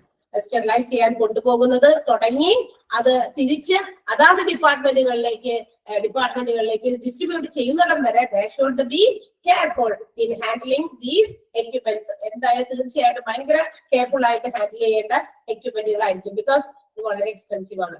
അപ്പോൾ sterilising and cleaning equipments which are used for surgery and other procedures, അതാണ് സെൻട്രൽ സ്റ്റെറൈൽ സപ്ലൈ ഡിപ്പാർട്ട്മെന്റിന്റെ റെസ്പോൺസിബിലിറ്റി. മനസ്സിലായല്ലോ? ഇതിനെ കുറിച്ച് ഒരു ചാപ്റ്റർ തന്നെ നമുക്ക് വൈഡ് ആയിട്ട് പഠിക്കാനുണ്ട്. എങ്ങനെയൊക്കെയാണ് അത് നടക്കുക, സ്റ്റെറിലൈസേഷൻ ഒക്കെ എങ്ങനെയാണ് ചെയ്യുന്ന എക്യുപ്മെന്റ്സ്, അതിനെ കുറിച്ച് പഠിക്കാനുണ്ട്. യൂട്യൂബ് ഒക്കെ നിങ്ങളൊന്ന് സെർച്ച് ചെയ്ത് നോക്കി കഴിഞ്ഞാൽ ഒരു സെൻട്രൽ സ്റ്റെറൈൽ സപ്ലൈ ഡിപ്പാർട്ട്മെന്റ് എങ്ങനെ ഫംഗ്ഷൻ ചെയ്യുന്നു എന്ന് നമ്മുടെ ഇന്ത്യയിലെ അല്ല പുറത്തെ കൺട്രീസിലൊക്കെ നല്ല സൂപ്പർ ആയിട്ട് അവരത് കാണിച്ചിട്ടുണ്ട്. കാണുമ്പോൾ തന്നെ നമുക്കൊരു നല്ല ഒരു ക്ലിയർ ആയിട്ട് ഐഡിയ കിട്ടും. പിന്നെ നമുക്ക് ആ ഒരു ചാപ്റ്റർ പഠിച്ചില്ലെങ്കിൽ തന്നെ കുഴപ്പമില്ല. ബിക്കോസ് ആ ഒരു ഐഡിയ നമുക്ക് ആ ഒരു ഫംഗ്ഷൻ എങ്ങനെയൊക്കെയാണെന്ന് അവരത് വ്യക്തമായിട്ട് കാണിച്ചു തരുന്നുണ്ട്. നമുക്ക് വിഷ്വൽസ് ആണ് മോർ അട്രാക്റ്റീവ് ദാൻ നമ്മളിങ്ങനെ വായിക്കുന്നതിനേക്കാളൊക്കെ നമുക്ക് കുറെ ഇതുപോലുള്ള വീഡിയോസ് ഒക്കെ നമുക്ക് കുറച്ച് കൂടുതൽ നമുക്ക് മനസ്സിലാക്കി വെക്കാനായിട്ട് പറ്റുന്നതാണ്. Okay, yes. അപ്പൊ അങ്ങനെയാണെങ്കിൽ അടുത്ത ഡിപ്പാർട്ട്മെന്റ് പറയട്ടെ. Housekeeping okay, housekeeping ഡിപ്പാർട്ട്മെന്റിന്റെ എന്താണ് ഇനി ചുമതലയുള്ളത്? They are in charge of keeping the hospital surroundings neat and clean. അതായത് നമ്മുടെ ഹോസ്പിറ്റലിന്റെ ഹൗസ് കീപ്പിംഗ് ഡിപ്പാർട്ട്മെന്റിന്റെ ചുമതലയാണ് ഹോസ്പിറ്റലിന്റെ ചുറ്റുപാടും പരിസരമൊക്കെ എപ്പോഴും വൃത്തിയായിട്ടും ശുചിയായിട്ടും ഒക്കെ സൂക്ഷിക്കുക എന്നുള്ളത്. Even the laundries which are collected from the rooms and from any other departments, എവിടെ നിന്നൊക്കെ ഹോസ്പിറ്റൽസില് എന്താ പറയാ ലിനൻസ്, അതായത് ഹോസ്പിറ്റൽസിൽ ഉപയോഗിക്കുന്ന റൂമുകളിലെ പേഷ്യൻസിന് വേണ്ടിയിട്ടുള്ള ബെഡിന്റെ കവറോ ബെഡ് പില്ലോ കവേഴ്സോ അങ്ങനെ എന്ത് തന്നെയായാലും, പിന്നെ ഹോസ്പിറ്റൽസിൽ മറ്റ് ലിനൻസ് ഒക്കെ എവിടെയെങ്കിലും ഒക്കെ മുഷിഞ്ഞതൊക്കെ ഉണ്ടെങ്കിൽ അല്ലെ, നമ്മൾ ചീത്തയായി ഉപയോഗിച്ച് 1-2 ദിവസമൊക്കെ കഴിയുമ്പോൾ അതൊക്കെ ലോണ്ടറിയിലേക്ക് കൊണ്ടുപോകണം. അല്ലെങ്കിൽ ലോണ്ടറിയുടെ കൈകളിലേക്ക് കൈമാറാനുള്ള ചുമതലയും കൂടി നമ്മുടെ ഹൗസ് കീപ്പിംഗ് ഡിപ്പാർട്ട്മെന്റിലുണ്ട്. അതായത് കഴുകേണ്ട സാധനങ്ങളൊക്കെ മാറ്റി വെച്ച് ഇറ്റ് ഷുഡ് ബി അവർ റെസ്പോൺസിബിൾ ആണ്. കാരണം അതൊക്കെ മാറ്റി വലിച്ചെടുത്ത് എവിടെയെങ്കിലും ഇട്ടിട്ട് പോയാൽ പോരാ. അത് മുഷിഞ്ഞതാണെങ്കിൽ അത് വൃത്തിയാക്കേണ്ടതാണെങ്കിൽ അത് ലോണ്ടറിയിലേക്ക് ഏൽപ്പിക്കുന്നിടം വരെ അവരുടെ റെസ്പോൺസിബിലിറ്റി തീരുന്നില്ല. ആൻഡ് ഓൾസോ ഹോസ്പിറ്റൽ ചുറ്റുപാടുകളൊക്കെ നീറ്റ് ആൻഡ് ക്ലീൻ ആയിട്ട് നോക്കുക. മീൻസ് അതായത് നമ്മളൊരു ഹോസ്പിറ്റലിന്റെ അകത്തേക്ക് കോമ്പൗണ്ടിന്റെ അകത്തേക്ക് പ്രവേശിക്കുമ്പോൾ it should B an attractive ഒരു വ്യൂ ആണ് അത് കൊടുക്കേണ്ടത്. മീൻസ് അവിടേക്ക് കയറുമ്പോൾ നമുക്കൊരു അപ്പീലിംഗ് ഒരു എന്താ പറയാ ഇതാണ് ഫീൽ ചെയ്യേണ്ടത്. ചുറ്റുപാടൊക്കെ കണ്ടു കഴിഞ്ഞാൽ ഒരു ഹോസ്പിറ്റലിലേക്ക് കയറി എന്നുള്ള ഒരു ഇത് കൊടുക്കരുത്. ബിക്കോസ് എപ്പോഴും ക്ലീൻ ആക്കുക. എവിടെയെങ്കിലുമൊക്കെ വെള്ളമൊക്കെ വാട്ടറൊക്കെ സ്പില്ലായിട്ടുണ്ടെങ്കിൽ അതൊക്കെ ക്ലീൻ ചെയ്ത് മാത്രം സൂക്ഷിക്കുക. അത് ക്ലീൻ ചെയ്യാനുള്ള ആളുകളെ വേഗം തന്നെ അറിയിച്ച് അത് ക്ലീൻ ചെയ്യാനുള്ള കാര്യങ്ങൾ ചെയ്യാം. കാരണം ബിക്കോസ് ഈ പറയുന്ന സ്ഥലത്തിൽ കൂടിയൊക്കെ പേഷ്യൻസും മറ്റു ആളുകളൊക്കെ നടക്കുന്നതാണ്. അപ്പൊ അതിലൊക്കെ സ്ലിപ്പ് ചെയ്തൊക്കെ വീഴാനൊക്കെ സാധ്യതകളുണ്ട്. അതൊന്നും വരാതിരിക്കാനാണ് ഇത്തരം കാര്യങ്ങൾ ചെയ്യാം. And while cleaning or making clean this hospital surroundings, the waste should be disposed according to the strict procedures of the hospital. നേരത്തെ നമ്മൾ CSSD അവിടുത്തെ എക്യുപ്മെന്റുകളൊക്കെ യൂസ് ചെയ്യുമ്പോൾ അല്ലെങ്കിൽ സ്റ്റെറിലൈസ് ചെയ്യാനായിട്ട് കൊണ്ടുപോകുമ്പോൾ സ്ട്രിക്ട് പ്രൊസീജിയേഴ്സ് ഫോളോ ചെയ്ത് വേണം അതൊക്കെ ഹാൻഡിൽ ചെയ്യാൻ എന്ന് പറഞ്ഞതുപോലെ തന്നെ ഹോസ്പിറ്റലിലെ ഹൗസ് കീപ്പിംഗ് ഡിപ്പാർട്ട്മെന്റിനും അവിടെ ഒരു ബാധ്യതയുണ്ട്. അവരും എന്ത് ചെയ്യണം? Strict procedures should be followed. എന്തിനു വേണ്ടിയിട്ട്? while disposing the waste. നമ്മുടെ ഇവിടെയുള്ള നമുക്കറിയാം ക്ലീൻ ചെയ്ത് കഴിയുമ്പോൾ എന്തായാലും വേസ്റ്റ് വരും. നമ്മുടെ വീടുകളൊക്കെ നമ്മൾ ക്ലീൻ ചെയ്യാറില്ലേ? എല്ലാ ദിവസവും വെറുതെ ഇങ്ങനെ ക്ലീൻ ചെയ്യും. ആഴ്ചയിൽ ഒരിക്കലെങ്കിലും നമുക്ക് സമയം കിട്ടുമ്പോൾ നമ്മളൊരു വലിയ കാർട്ടൊരു ക്ലീനിങ് ചെയ്യും അല്ലെ? ആഴ്ചയിൽ ഒരിക്കലൊക്കെ നമുക്ക് ഒരു ഫ്രീ ഇച്ചിരി സമയം കിട്ടുമ്പോൾ നമ്മളൊരു നല്ല രീതിയിലുള്ള ഒരു ക്ലീനിങ് നടത്തും. അപ്പൊ കാണാം ഈ ഡെയിലി ക്ലീൻ ചെയ്തതിന്റെ ഗുണം അല്ലെ? വരുന്ന സാധനം ഇതൊക്കെ ആരും ഇവിടെ കാലത്തോടെ വൈകുന്നേരം വരെ കൊണ്ടുവന്നിരുന്നേ നമുക്ക് തോന്നും. തൂത്തുവാരി പുറത്തേക്ക് ഇടുമ്പോഴേക്കും ഇത് ഈ പ്രകാരത്തുനിന്ന് തന്നെ വന്നതാണോ, ഇത് നമ്മൾ പോയി കഴിയുമ്പോൾ ആരെങ്കിലും ഇത് മനഃപൂർവ്വം കൂടെ കൊണ്ടുവരുന്നതാണോ എന്നൊക്കെ ചിലപ്പോൾ നമുക്ക് തോന്നും. കാരണം അതിനും വേണ്ടി വേസ്റ്റ് ഇടാം. But while handling this waste അല്ലെ, നമ്മൾ ഈ വേസ്റ്റ് ഹാൻഡിൽ ചെയ്യുമ്പോൾ ശ്രദ്ധിക്കണം, ഇത് കൃത്യമായ രീതിയിൽ ഹോസ്പിറ്റലിന് ഒരു പ്രൊസീജിയർ, ഒരു പോളിസി ഉണ്ട്. How to dispose this waste, എങ്ങനെയാണ് ഈ വേസ്റ്റുകളൊക്കെ ഡിസ്പോസ് ചെയ്യേണ്ടതെന്ന് അവർക്ക് ഒരു നിയമം ഉണ്ടായിരിക്കും. അത് പ്രകാരം മാത്രം ഡിസ്പോസ് ചെയ്യുക. അല്ലാണ്ട് ഹോസ്പിറ്റലിൽ ക്ലീൻ ചെയ്തു അടിച്ചു തൂത്ത് വാരി ഏതെങ്കിലും ഹോസ്പിറ്റൽ കോമ്പൗണ്ടിന്റെ പുറത്തുള്ള ഏതെങ്കിലും മരത്തിന്റെ ചോട്ടിലോ എവിടെയെങ്കിലും കൊണ്ടുവന്ന് വെറുതെ അലക്ഷ്യമായിട്ട് ഇടുക അല്ലെ, കെയർലെസ് ആയിട്ട് നമ്മൾ ഇട്ട് കഴിഞ്ഞാൽ അത് ഗുണത്തേക്കാളേറെ ദോഷമായിരിക്കും ചെയ്യാം. ബിക്കോസ് കാരണം പുറത്താവുമ്പോൾ ചെറിയ ജീവികളോ വലിയ ജീവികളോ കാക്കയോ തുലിയോ അവരോടൊന്നും വരാൻ പറ്റില്ല. ഇവിടെ റെസ്ട്രിക്റ്റഡ് ഏരിയ ആണെന്നൊന്നും എഴുതി വെച്ചിട്ടില്ല. അതുങ്ങളൊക്കെ വരും ഇതിനകത്തോട്ട് വരച്ചു കയറി അവരതൊക്കെ ചിറ്റി മാന്തിയൊക്കെ വലിച്ചു വാരിയൊക്കെ എവിടേക്കെങ്കിലൊക്കെ കൊണ്ടുപോകും. അപ്പൊ അത് വലിയ ഒരു എന്താ പറയാ ഡിസാസ്റ്ററിലേക്ക് പോകും പിന്നീട് അല്ലെ. അതിനകത്ത് വല്ല രോഗാണുക്കളുള്ളതോ മറ്റൊക്കെ ഉണ്ടെങ്കിൽ അതൊക്കെ വലിയ ബുദ്ധിമുട്ടായിരിക്കും ഉണ്ടാക്കുക. അപ്പൊ അതൊക്കെ ഹാൻഡിൽ ചെയ്യേണ്ടത് വളരെ കൃത്യമായ രീതിയിലാണ്. How to dispose the waste. Management of spillage waste നമുക്ക് ഹോസ്പിറ്റലിലെ അഡ്മിനിസ്ട്രേഷനിൽ പഠിക്കാനുള്ളതാണ് കേട്ടോ. ഒരു ചാപ്റ്റർ ഉണ്ട്, വലിയ ചാപ്റ്റർ ഉണ്ട്. അന്നേരം നമുക്കത് കൂടുതൽ പഠിക്കാം. അപ്പൊ എങ്ങനെയൊക്കെയാണ് വേസ്റ്റ് ഡിസ്പോസ് ചെയ്യുന്നതെന്ന് ആ ഒരു ചാപ്റ്റർ വ്യക്തമായി പറയുന്നത്. So the housekeeping department are responsible for keeping all the time, every time, എപ്പോഴും നമ്മൾ അതൊക്കെ എന്താ പറയാ കൃത്യമായിട്ട് ഡിസ്പോസ് ചെയ്യാനായിട്ടൊക്കെ. ചാപ്റ്റർ എടുത്തോ? സോറി ടീച്ചർ എടുത്തല്ലേ? Oh sorry. ഓക്കെ, കുറെ ക്ലാസ്സിലൊക്കെ നമ്മൾ അപ്പൊ നിങ്ങൾ അത് പഠിച്ചതാണല്ലോ, അപ്പൊ പിന്നെ പ്രശ്നമില്ല. ഓക്കെ, അപ്പൊ ഞാൻ അടുത്ത ഡിപ്പാർട്ട്മെന്റിലേക്ക് പോവാണ്. ഡയറ്ററി ഡിപ്പാർട്ട്മെന്റ് ആണ് ഓർ കാറ്ററിംഗ് ഡിപ്പാർട്ട്മെന്റ്. എന്താണ് അപ്പോ ഡയറ്ററി ഡിപ്പാർട്ട്മെന്റിന്റെ പ്രത്യേകത? ഡയറ്റ് എന്ന് പറയുമ്പോൾ തന്നെ നമുക്കറിയാം this department responsible for providing food അല്ലെ, ഫുഡ് കൊടുക്കുക എന്നുള്ള അല്ലെങ്കിൽ ഫുഡ് സപ്ലൈ ചെയ്യുക, ഫുഡ് സർവീസ് ചെയ്യുന്ന ഒരു ഡിപ്പാർട്ട്മെന്റ് ആണ്. ബോത്ത് ഇൻപേഷ്യൻസിനും അതുപോലെ തന്നെ ഫാമിലി മെമ്പേഴ്സ്, മെഡിക്കൽ സ്റ്റാഫ്, ആരൊക്കെയാണോ ഈ ഹോസ്പിറ്റൽസിന്റെ എന്താ പറയാ ഇതും എടുത്തു അല്ലെ, ഡയറ്ററി ഡിപ്പാർട്ട്മെന്റ് കഴിഞ്ഞതാണ്. ഓക്കെ, അപ്പൊ ഹോസ്പിറ്റൽസിൽ വന്നു പോകുന്ന പേഷ്യൻസിനും അവരെ എന്താ പറയാ കെയർ ചെയ്യാൻ വേണ്ടിയിട്ട് വരുന്ന ബൈസ്റ്റാൻഡേഴ്സോ ഫാമിലി മെമ്പേഴ്സോ അല്ലെങ്കിൽ വിസിറ്റേഴ്സോ ആരൊക്കെ ആയിക്കോട്ടെ, ഈവൻ ഹോസ്പിറ്റൽ സ്റ്റാഫുകളും ഡിപ്പെൻഡ് അപ്പോൺ ദ ക്യാൻറ്റീൻ. അതായത് ഹോസ്പിറ്റൽസിലെ ക്യാൻറ്റീനെ ഡിപ്പെൻഡ് ചെയ്ത് ഭക്ഷണം കഴിക്കുന്നവരുണ്ട്. ആൻഡ് ഈ പറയുന്ന department has to provide the food according to the nutritional menu which is provided by the nutrition department. അതായത് ഹോസ്പിറ്റൽസിന് ഒരു ന്യൂട്രീഷൻ മെനു ഉണ്ട്. ആ മെനു പ്രകാരം ന്യൂട്രീഷൻ ബേസ്ഡ് ആയിട്ടുള്ള അല്ലെങ്കിൽ ന്യൂട്രീഷൻ ഡിപ്പാർട്ട്മെന്റ് കൊടുക്കുന്ന ഈ ന്യൂട്രീഷൻ മെനു അനുസരിച്ചിട്ട് വേണം എന്ത് ചെയ്യാനായിട്ട് ഹോസ്പിറ്റലിലെ ക്യാൻറ്റീനുകൾ എന്താ പറയാ ഫുഡ് പ്രിപ്പയർ ചെയ്യാൻ. അത് ചെയ്യുന്നുണ്ടോ, അങ്ങനെയൊക്കെ അവർ ചെയ്യുന്നുണ്ടോ, അല്ലെങ്കിൽ അതല്ലാതെ മോശമായ രീതിയിൽ നേരത്തെ കുറെ 2 ദിവസം 3 ദിവസം മുമ്പൊക്കെയുള്ള ബാക്കി വന്ന സാധനമൊക്കെ വെച്ചിട്ട് പുതിയ രൂപത്തിലാക്കിയൊക്കെ കൊടുക്കുകയാണോ എന്നൊക്കെ നോക്കണം, മനസ്സിലാക്കണം. ആര്? ഈ പറയുന്ന ഡിപ്പാർട്ട്മെന്റ്. അല്ലാണ്ട് ഇവര് പോയി ഉണ്ടാക്കണ്ട, ഇവര് പോയി ഭക്ഷണമൊന്നും ഉണ്ടാക്കണ്ട. പക്ഷെ ഭക്ഷണം ഉണ്ടാക്കുന്ന സ്ഥലത്ത് ഇവരുടെ കണ്ണെപ്പോഴും വേണം. ഇടയ്ക്കിടയ്ക്ക് they have to be given some education. ചില കാര്യങ്ങളെ കുറിച്ച് ചില വിശദമായ കാര്യങ്ങൾ പറഞ്ഞു കൊടുക്കണം, മനസ്സിലാക്കി കൊടുക്കണം. അതാണ് അവിടെ എഡ്യൂക്കേഷൻ എന്ന് ഉദ്ദേശിക്കുന്നത്, ടീച്ചിങ് എന്നൊക്കെ പറഞ്ഞേക്കുന്നത്. അതായത് ഇന്ന രീതിയിലുള്ള ഫുഡ് കൊടുക്കണം, ഫുഡ് കൊടുക്കുന്ന സമയത്ത് ഇന്ന കാര്യങ്ങൾ ശ്രദ്ധിക്കണം, ഹൈജീനിക് ആയിരിക്കണം. അതായത് ഉണ്ടാക്കുന്ന സ്ഥലവും ഉണ്ടാക്കി കൊടുത്ത് സപ്ലൈ ചെയ്യുന്ന പാത്രവും എല്ലാം ഹൈജീനിക് ആക്കണം. ഇത് കൊണ്ടുപോയി കൊടുക്കുന്ന ആൾക്കാരും കുറച്ച് ഹൈജീനിക് ആവും. കാരണം ഇതൊരു ഹോസ്പിറ്റൽ അല്ലേ, ഹോസ്പിറ്റലിൽ കിടക്കുന്ന പേഷ്യൻസ് രോഗവുമായിട്ടാണ് കിടക്കുന്നത്. അപ്പൊ ഇത്തരം അൺഹൈജീനിക് ആയിട്ടുള്ള സിറ്റുവേഷൻസിലോ അല്ലെങ്കിൽ അറ്റ്മോസ്ഫിയറിൽ ഉണ്ടാക്കിയവരോ അല്ലെങ്കിൽ കൊണ്ടുവരുന്ന ആള് ഹൈജീനിക് അല്ലാത്ത രീതിയിൽ കൈയൊക്കെ വാഷ് ചെയ്യാതെയൊക്കെയാണ് കൊണ്ടു കൊടുക്കുന്നത്, അല്ലെങ്കിൽ ഉപയോഗിക്കുന്ന അതിന് സെർവ് ചെയ്യാൻ വേണ്ടി കൊടുക്കുന്ന പാത്രം ഡിഷസ് ഒക്കെ മോശമാണെങ്കിലൊക്കെ അതിൽ നിന്നൊക്കെ രോഗാണുക്കൾ പടരാനുള്ള സാധ്യത കൂടുതലാണ്. അത് രോഗികളുടെ രോഗത്തെ വർദ്ധിപ്പിക്കുകയും ചെയ്യുള്ളൂ. ഓക്കെ, അപ്പൊ അത്തരം കാര്യങ്ങളൊക്കെ ശ്രദ്ധിക്കണം. അതിന് വേണ്ടിയിട്ട് they have to make some personal meetings. ഇതിന് വേണ്ടിയിട്ട് അവരുടെ അടുത്ത് ചെന്ന് അവരുമായിട്ടൊക്കെ കാര്യങ്ങൾ ചോദിച്ച് പറഞ്ഞ് മനസ്സിലാക്കി അവർക്ക് വേണ്ട കുറെ ഇൻസ്ട്രക്ഷൻസ് ഒക്കെ കൊടുക്കാം. And also sometimes they have to order for the supply of food. ഈ ഫുഡ് സപ്ലൈ ചെയ്യാനുള്ള ഓർഡർ കൊടുക്കേണ്ടതും ഈ ഒരു ഡിപ്പാർട്ട്മെന്റ് തന്നെയാണ്. അവിടെയുള്ള സ്റ്റാഫ്സിനോ മറ്റ് പേഷ്യൻസിനോ ആരാണോ ഇനി അത് ഡെലിവറി ചെയ്യുന്ന കാര്യത്തിലും പ്രിപ്പയർ ചെയ്യുന്ന കാര്യത്തിലും ഒക്കെ ഇവരുടെ ഒരു മേൽനോട്ടം ആവശ്യമുണ്ട്. സൂപ്പർവിഷൻ എന്തായാലും ആവശ്യമുണ്ട്. ഓക്കെ, മേൽനോട്ടം ഇവരാണ് നടത്തേണ്ടത്. ഇവര് പോയി ഉണ്ടാക്കണ്ട, ഒന്ന് നോക്കിയാൽ മതി. അല്ലാതെ അവരുടെ ഒപ്പം കൂടെ നിന്ന് അത് എങ്ങനെയെങ്കിലും ഒക്കെ ഉണ്ടാക്കിയാൽ മതി എന്ന് അവർക്ക് ഫേവർ ചെയ്ത് ചെയ്യല്ല ചെയ്യേണ്ടത്. ഓക്കെ, അത് ഹോസ്പിറ്റൽസിന്റെ മറ്റ് കാര്യങ്ങളെയൊക്കെ ബാധിക്കാൻ സാധ്യതയില്ല. അപ്പൊ അതൊക്കെ കൃത്യമായി നോക്കി ചെയ്യേണ്ടത് ഡയറ്ററി ഡിപ്പാർട്ട്മെന്റ് ആണ്. മനസ്സിലായല്ലോ?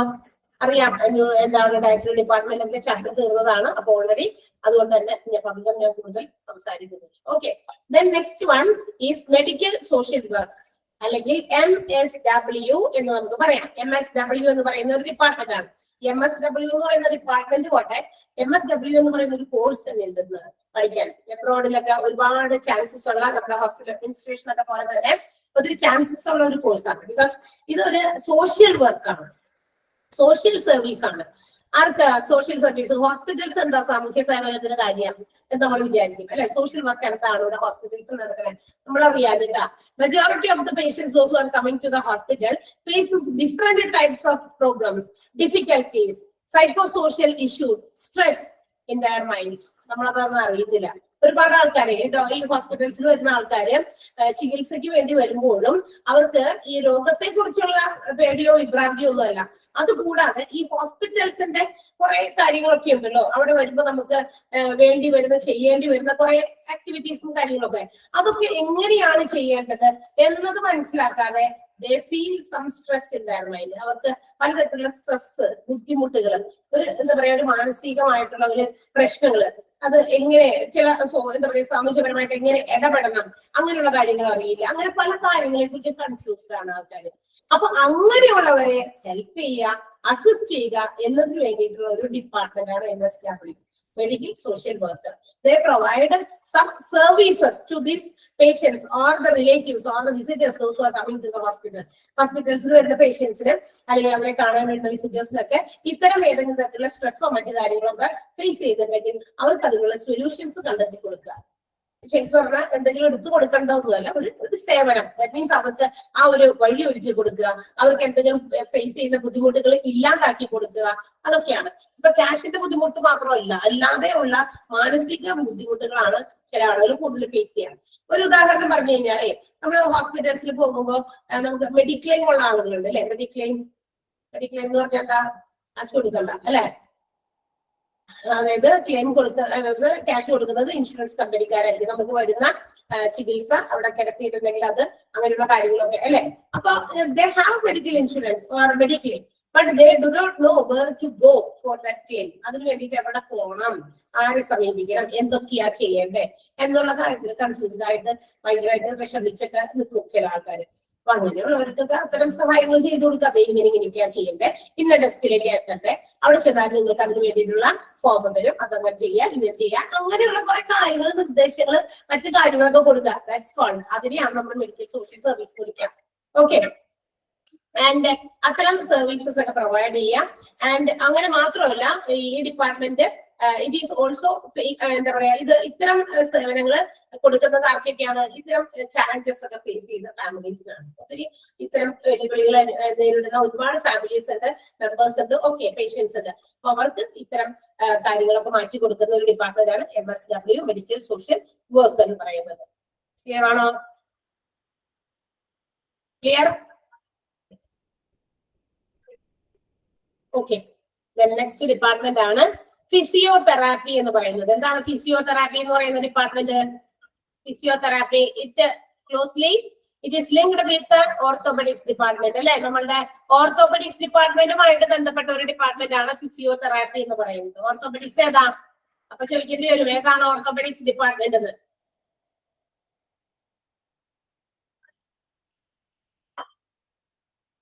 ഏതാ ഓർത്തോപെഡിക്സ് ഡിപ്പാർട്ട്മെന്റ്? എന്തിനു വേണ്ടിയിട്ടുള്ളതായിരുന്നു?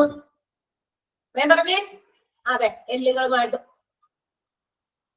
BONES ബോൺസ്, അസ്ഥി അല്ലെ. അസ്ഥി സംബന്ധമായിട്ടുള്ള പ്രശ്നങ്ങൾക്ക് വേണ്ടിയിട്ടുള്ള ഡിപ്പാർട്ട്മെന്റ് ആണ്. അപ്പൊ അതുകൊണ്ട് തന്നെയാണ് പറയുന്നത് ഫിസിയോതെറാപ്പീസ് ലിങ്ക്ഡ് വിത്ത് ഓർത്തോപെഡിക്സ് ഡിപ്പാർട്ട്മെന്റ് എന്ന് പറഞ്ഞാൽ ഈ ഒരു ഡിപ്പാർട്ട്മെന്റുമായിട്ട് ഇതിനൊരു ലിങ്ക് ഉണ്ട്. ഓക്കെ. അപ്പൊ and also rehabilitation of patients. ഇവിടെ ഒരു എന്താ പറയാ, ഈ പേഷ്യൻസിനെ, അതായത് ബെഡ് റിഡൺ ആയിട്ടുള്ള ആൾക്കാര് ഒട്ടും അനങ്ങാൻ പറ്റുന്നില്ല, കാലും കൈയൊക്കെ ഒട്ടും അനക്കാൻ പറ്റുന്നില്ല, നമുക്ക് ഓൾഡ് ഏജ് കൊണ്ട് അങ്ങനെ വരാം. അതല്ലാതെ സ്ട്രോക്ക് ഒക്കെ വന്നിട്ട് പാരലൈസ്ഡ് ആയിട്ട് പോകുന്ന ആളുകളുണ്ട്. അവരുടെയൊക്കെ വശമൊക്കെ മൊത്തത്തിൽ തളർന്നു പോകാം, അല്ലെങ്കിൽ ഒരു സൈഡ് മാത്രമായിട്ട് തളർന്നു പോകാം. അങ്ങനെയുള്ള പേഷ്യൻസിനൊക്കെ കിടത്തി, അത് എന്താ പറയാ, അവിടെ കൊണ്ടുവന്ന് കിടത്തിയിട്ട് അത്തരം അവരുടെ ബോൺസിനും മസിൽസിനും ഒക്കെ സ്ട്രെങ്ത് ഉണ്ടാക്കി കൊടുക്കുക, നോർമൽ ഫംഗ്ഷനിലേക്ക് കൊണ്ടുവരിക. അതിന് വേണ്ടിയിട്ടുള്ള ഡിപ്പാർട്ട്മെന്റ് ആണ് ഫിസിയോതെറാപ്പി എന്ന് പറയുന്നത്. ആൻഡ് അത് അങ്ങനെ ചെയ്തു കൊടുക്കുമ്പോൾ the patients can resume their normal functioning of their body. അവരുടെ ബോഡിയുടെ നോർമൽ ഫംഗ്ഷനിലേക്ക് തിരിച്ച് അവർ പ്രവർത്തനങ്ങൾ ആരംഭിക്കാനായിട്ട് തുടങ്ങും ഒരു പരിധി വരെയൊക്കെ. അപ്പൊ വലിയ വലിയ ആക്സിഡന്റ് ഒക്കെ വന്ന ആൾക്കാര് പിന്നീട് ആ ആക്സിഡന്റിന്റെ ആഫ്റ്റർ ഇഫക്ട് പോലെ നമുക്ക് പിന്നെ എവിടെയെങ്കിലൊക്കെ വല്ല വേദനകള്, അപ്പൊ പണ്ട് കിട്ടിയ വീഴ്ചയില്, അപ്പൊ അതൊക്കെ നമുക്ക് ഈ പറയുന്ന പോലെ ഇത്തരം ഹീലിംഗ് തെറാപ്പിയാണ്. അത് എന്താ പറയാ, ബോഡിക്ക് വേണ്ട ചില ഹീലിംഗ് ഒക്കെ കൊടുത്ത് അതിനെ തെറാപ്പിയിലൂടെ അത് മാറ്റി അവരുടെ ബോഡി നോർമൽ ഫംഗ്ഷനിലേക്ക് കൊണ്ടുവരിക എന്നുള്ള ഉദ്ദേശമാണ് ഫിസിയോതെറാപ്പിക്ക് ഉള്ളത്. And also it provides inpatient and out patient services. കിടത്തി വേണമെങ്കിൽ ചികിത്സിക്കാം, അല്ല നമുക്ക് പോയി വന്നും ചികിത്സകൾ ലഭ്യമാക്കാം ഫിസിയോതെറാപ്പിയിൽ. ഫിസിയോതെറാപ്പി അതാണ്. ഓക്കെ, ക്ലിയർ ആണോ? ഫിസിയോതെറാപ്പി ഇതൊന്നും നമുക്ക് എക്സ്ട്രാ നോട്ട്സ് ഒന്നും ഇല്ല കേട്ടോ. അതുകൊണ്ട് ഓക്കെ, ഫിസിയോതെറാപ്പി നമുക്ക് എക്സ്ട്രാ ചാപ്റ്റർ ഇല്ല. ഡയറ്ററി ഉണ്ടായിരുന്നു, പിന്നെ എന്താ പറയാ CSSD ഉണ്ട്, ഹൗസ് കീപ്പിംഗ് ഉണ്ട്. അതൊക്കെ നമുക്ക് വേറെ ചാപ്റ്റേഴ്സ് ഉള്ളതാണ്. ഇങ്ങനെ മാത്രം പഠിക്കാനുള്ളൂ. Now the next one is pharmacy. Pharmacy നമുക്ക് ചാപ്റ്റർ ഉണ്ട്, അതെടുത്തോ. ഫാർമസി എടുത്തോ ആരെങ്കിലും? യെസ്, ഇനി അതും പറയണ്ട. ഓക്കെ, എന്താണ് അപ്പൊ ഫാർമസി? നിങ്ങൾക്ക് തന്നെ അറിയാം, pharmacy is the department, well equipped department with all kinds of drugs and pharmaceuticals അല്ലെ. എല്ലാ തരത്തിലുള്ള മരുന്നുകളും, മരുന്ന് മാത്രമല്ല മരുന്നല്ലാത്ത രീതിയിലുള്ള ചില ഉപകരണങ്ങൾ, മരുന്നിനെ പോലെ തന്നെ ഉപയോഗിക്കേണ്ട ഉപകരണങ്ങളുണ്ട്. അതൊക്കെ പ്രൊവൈഡ് ചെയ്യുന്ന ഒരു ഡിപ്പാർട്ട്മെന്റ് ആണ്, which is the most important department in a hospital. ഒരു ഹോസ്പിറ്റലിൽ ഏറ്റവും അത്യാവശ്യം വേണ്ട, ഏറ്റവും പ്രാധാന്യം അർഹിക്കുന്ന ഒരു ഡിപ്പാർട്ട്മെന്റ് തന്നെയാണ് ഫാർമസി എന്ന് പറയുന്നത്. ആൻഡ് ഡ്രഗ്സ് മാത്രമല്ല, മെഡിസിൻസ് മാത്രമല്ല, ഇവിടെ മറ്റു തരത്തിലുള്ള ചില instruments which is used by the departments and also from used by other departments in the hospital. ഹോസ്പിറ്റലില് കിടക്കുന്ന രോഗികൾക്ക് കൊടുക്കാൻ പറ്റിയത്, ഡോക്ടേഴ്സിന് യൂസ് ചെയ്യാൻ പറ്റിയത്, സർജറീസിനും മറ്റു പ്രൊസീജിയേഴ്സിനൊക്കെ അവർ ഉപയോഗിക്കുന്ന ചില ഉപകരണങ്ങൾ, ഇതെല്ലാം പ്രൊവൈഡ് ചെയ്യുന്ന, മരുന്നുകൾ ഉൾപ്പെടെ പ്രൊവൈഡ് ചെയ്യുന്ന ഡിപ്പാർട്ട്മെന്റ് ആണ് ഫാർമസി എന്ന് പറയുന്നത്. അപ്പൊ എന്തായിരിക്കും, മരുന്നുകൾ അല്ലാതെ മരുന്നുകളിൽ പോലെ ഉപയോഗിക്കാൻ പറ്റുന്ന മറ്റ് ഇൻസ്ട്രുമെന്റുകൾ കൊടുക്കുന്നതെന്ന് പറയുമ്പോൾ സിറിഞ്ച്, ഹോസ്പിറ്റലിൽ ഇഞ്ചക്ഷൻ ഒക്കെ കഴിഞ്ഞ് സിറിഞ്ച് ആവശ്യമുണ്ട്, ഗ്ലൗസ് ആവശ്യമുണ്ട്, നെബുലൈസ് ചെയ്യുന്ന സാധനമില്ലേ അത് ആവശ്യമുണ്ട്. അതൊക്കെ പേഷ്യൻസിന് വേണമെങ്കിൽ കൊടുക്കാം. അതിന് വേണ്ടിയിട്ട് അത് ഹോസ്പിറ്റൽസിൽ ഡോക്ടേഴ്സ് പ്രിഫർ ചെയ്യുന്നുണ്ടെങ്കിൽ അവർ പ്രിസ്ക്രൈബ് ചെയ്യുന്ന കൂട്ടത്തിൽ ഇതൊക്കെ കൊടുക്കുന്നുണ്ടെങ്കിൽ അത് അവിടെ ഉണ്ടെങ്കിൽ അവർക്ക് കൊടുത്തു വെച്ചാൽ അവർക്ക് തന്നെ കൊടുക്കാമല്ലോ. അപ്പൊ അങ്ങനെയുള്ള ഉപകരണങ്ങളൊക്കെ ഉണ്ട് കേട്ടോ. അപ്പൊ ഇതൊക്കെയാണ് ഡ്രഗ്സ് ആൻഡ് അതർ ഇൻസ്ട്രുമെന്റ്സ് എന്ന് ഉദ്ദേശിക്കണേ കേട്ടല്ലോ. അപ്പൊ അതൊക്കെ പ്രൊവൈഡ് ചെയ്യുന്ന ഒരു ഡിപ്പാർട്ട്മെന്റ് ആണ് hospital pharmacy. And hospital pharmacy will be run by a pharmacist. ഫാർമസിസ്റ്റുകളാണ് ഇത് നോക്കി നടത്തുന്നത്. And while providing run by this pharmacist, handling by this pharmacist, they provide some services. ഈ ഫാർമസി ചില സേവനങ്ങൾ ഇവർക്ക് പ്രൊവൈഡ് ചെയ്യുന്നുണ്ട്. എന്താണ് ഫാർമസി പ്രധാനമായിട്ടും ചെയ്യുന്നത്? First of all, they purchase, supply and distribute medications and pharmaceuticals to the patients. അതായത് ഹോസ്പിറ്റലില് വേണ്ട മരുന്നുകൾ വാങ്ങിച്ചു വെക്കുക, പർച്ചേസ് ചെയ്യാന്ന് പറഞ്ഞാൽ വാങ്ങി വെക്കുക, അത് സപ്ലൈ ചെയ്യുക. സപ്ലൈ ചെയ്യുന്നത് എന്ന് പറയുമ്പോൾ ഹോസ്പിറ്റലിലെ ഔട്ട് പേഷ്യൻസിന് മാത്രം കൊടുക്കുകയല്ല ചെയ്യുന്നത്, അവിടെ തന്നെ ഹോസ്പിറ്റലിനകത്ത് തന്നെ അടിയിൽ പറയുന്നുണ്ട്, ഹോസ്പിറ്റലിനകത്ത് തന്നെ ഇൻപേഷ്യൻസ്, അഡ്മിറ്റ് ചെയ്തിരിക്കുന്ന പേഷ്യൻസ് ഉണ്ടല്ലോ അവർക്ക് കൊടുക്കണം. ഓക്കെ, അപ്പൊ അവർക്ക് സപ്ലൈ ചെയ്യണം. അതുപോലെ തന്നെ ഡിസ്ട്രിബ്യൂട്ട്, അതായത് അവരുടെ വാക്ക് ഉപയോഗിച്ചേക്കുന്നുള്ളൂ, purchasing, supplying and distribution of medications. മരുന്നുകളൊക്കെ മരുന്നല്ലാത്ത രീതിയിലുള്ള ഉപകരണങ്ങളൊക്കെ പ്രൊവൈഡ് ചെയ്യുന്ന ഒരു ഡിപ്പാർട്ട്മെന്റ് ആണ് ഫാർമസി. അതാണ് അവർ ആദ്യം നൽകുന്ന സേവനം. Second one, inpatient and outpatient dispensing. ഇൻപേഷ്യൻസിനും മരുന്നുകൾ ഡിസ്പെൻസ് ചെയ്യുന്നുണ്ട്. ഡിസ്പെൻസിങ് മീൻസ് ഡിസ്ട്രിബ്യൂട്ടിംഗ് തന്നെയാണ് കേട്ടോ അർത്ഥം. അതുപോലെ തന്നെ ഔട്ട് പേഷ്യൻസിനും മരുന്നുകൾ കൊടുക്കുന്നത് ഫാർമസിയിൽ തന്നെയാണ്. And next one is clinical and ward pharmacy. Clinical pharmacy and ward ഫാർമസിയുമായിട്ട് നമ്മുടെ ഫാർമസി പ്രവർത്തിക്കണം. ക്ലിനിക്കൽ ഫാർമസി എന്ന് പറഞ്ഞാൽ ഹോസ്പിറ്റലിന്റെ ഫാർമസി. ഓക്കെ, ഓരോ ഡിപ്പാർട്ട്മെന്റിലും ഡോക്ടേഴ്സ് പ്രിസ്ക്രൈബ് ചെയ്യുന്ന മെഡിസിൻസ് പേഷ്യൻസിന് കൊടുക്കേണ്ടി വരുമ്പോൾ കൊടുക്കുന്നു. ഇനി വാർഡിൽ ഫാർമസി ഉണ്ട്. അതായത് നമ്മുടെ ഹോസ്പിറ്റൽസിൽ പല വാർഡുകളൊക്കെ ഉണ്ടാകുമല്ലോ. നമ്മൾ നേരത്തെ മെറ്റേണിറ്റി വാർഡ് എന്ന് പറഞ്ഞു, പിന്നെ പേ വാർഡുകളൊക്കെ ഉണ്ടാകും. And there will be many beds in that wards. അവിടെയൊക്കെ ഒരു 10-12 ബെഡുകളൊക്കെ ഉള്ള വാർഡുകളായിരിക്കാം. ആൻഡ് ഇവിടേക്കൊക്കെ medicines will be provided from the ward pharmacy. ഇവിടേക്കുള്ള മരുന്നുകൾ ആരായിരിക്കും കൊടുക്കണേ? എല്ലാ ദിവസവും അഡ്മിറ്റ് ചെയ്തിരിക്കുന്ന പേഷ്യൻസിന് വന്ന് മരുന്ന് മെയിൻ ഫാർമസിന്ന് വന്ന് വാങ്ങിക്കണോ? വേണ്ട, അതിന്റെ ആവശ്യമില്ല. വാർഡുകളില് ഫാർമസി ഉണ്ട്. ആ മെയിൻ ഫാർമസിയിൽ നിന്ന് മെഡിസിൻസ് ഏതാണോ അത് കളക്ട് ചെയ്ത് കൊണ്ടുപോയി ഈ വാർഡിന്റെ ഫാർമസിയിൽ വെച്ച് കഴിഞ്ഞാൽ ആസ് ആൻഡ് വെൽ റിക്വയറിംഗ് എപ്പോഴൊക്കെയാണോ കൊടുക്കേണ്ടത് സമയത്തിനനുസരിച്ച് can be distributed to the patients. Admit ചെയ്തിരിക്കുന്ന പേഷ്യൻസിന് സമയങ്ങളിൽ എടുത്തു കൊടുക്കാൻ പറ്റും. നിങ്ങളുടെയൊക്കെ ഹോസ്പിറ്റലിൽ കണ്ടിട്ടുണ്ടോ? നിങ്ങൾ വാർഡിന്റെ മുമ്പിൽ ഒരു ചെറിയൊരു ഓഫീസ് പോലത്തെ ആയിരിക്കും. അവിടെ രണ്ട് സിസ്റ്റേഴ്സ് നഴ്സുമാരുണ്ടായിരിക്കും. അവര് ആ വാർഡിൽ കിടക്കുന്ന ആളുകളെ കുറിച്ചുള്ള ഡീറ്റെയിൽസ് അവരുടെ കയ്യിൽ അറിയാം. എന്നാണ് അവർ അഡ്മിറ്റ് ചെയ്യപ്പെട്ടത്, എന്തൊക്കെയാണ് അവരുടെ രോഗങ്ങൾ, ഓരോരുത്തരുടെയും ചാർട്ടൊക്കെ അവരുടെ കയ്യിലുണ്ടായിരിക്കും, കേസ് ഷീറ്റ് ഒക്കെ. ഡോക്ടേഴ്സ് റൗണ്ടിൽ വരുമ്പോൾ ഇവിടുന്ന് ഈ കേസ് ഷീറ്റ് ഒക്കെ എടുത്തിട്ട് റൗണ്ടൊക്കെ ചെയ്ത് ഓരോ പേഷ്യൻസിന്റെ കാര്യങ്ങൾ എങ്ങനെയുണ്ട്, കുറവുണ്ടോ, ഈ മരുന്നൊക്കെ കഴിച്ചിട്ട് വിശേഷമൊക്കെ തിരക്കും. അതൊക്കെ അതിൻ്റെതായ രീതിയിൽ കുറിച്ച് വെക്കും. ആൻഡ് അത് എന്നത്തേക്ക് ഡിസ്ചാർജ് ആകാം, അങ്ങനെയുള്ള അല്ലെ ഒരു കൗണ്ടർ. തന്നെ അത്തരം കൗണ്ടറിനകത്ത് അവർ കൊണ്ടുവന്ന് വെക്കും ഈ പറയുന്ന മെഡിസിൻസ്. ഓൾറെഡി അത് കൊണ്ടുവന്ന് വെച്ചിട്ട് അത് അവിടെ നിന്നായിരിക്കും ഈ പറയുന്ന എന്താ പറയാ കിടക്കുന്ന അഡ്മിറ്റ് ചെയ്തിരിക്കുന്ന വാർഡിലെ പേഷ്യൻസിന് ഇവർ പ്രൊവൈഡ് ചെയ്യുക. അതുകൊണ്ടാണ് അങ്ങനെ പറഞ്ഞിരിക്കുന്നത് വാർഡ് ഫാർമസി എന്ന് പറഞ്ഞിരിക്കുന്നത്. Okay, and last point is doctors have to keep a set of procedures which is provided by the pharmacy to keep it as a guide.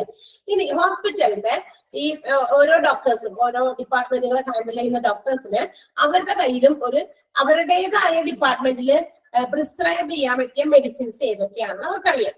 ഇപ്പൊ ഒരു പീഡിയാട്രിക്സ് വിഭാഗം, അതിനകത്ത് കൊച്ചുകുട്ടികളെ കൊണ്ട് വരണ്ടേ, കൊച്ചുകുട്ടികൾക്ക് ഉണ്ടാകാവുന്ന സാധാരണ ഉണ്ടാകുന്ന പനി, ചുമ, ജലദോഷം, കാലുവേദന, അങ്ങനെ ഇങ്ങനെയൊക്കെ ഉണ്ടല്ലോ കുട്ടികളുടേതായ സംബന്ധിക്കുന്ന ചില രോഗങ്ങൾ.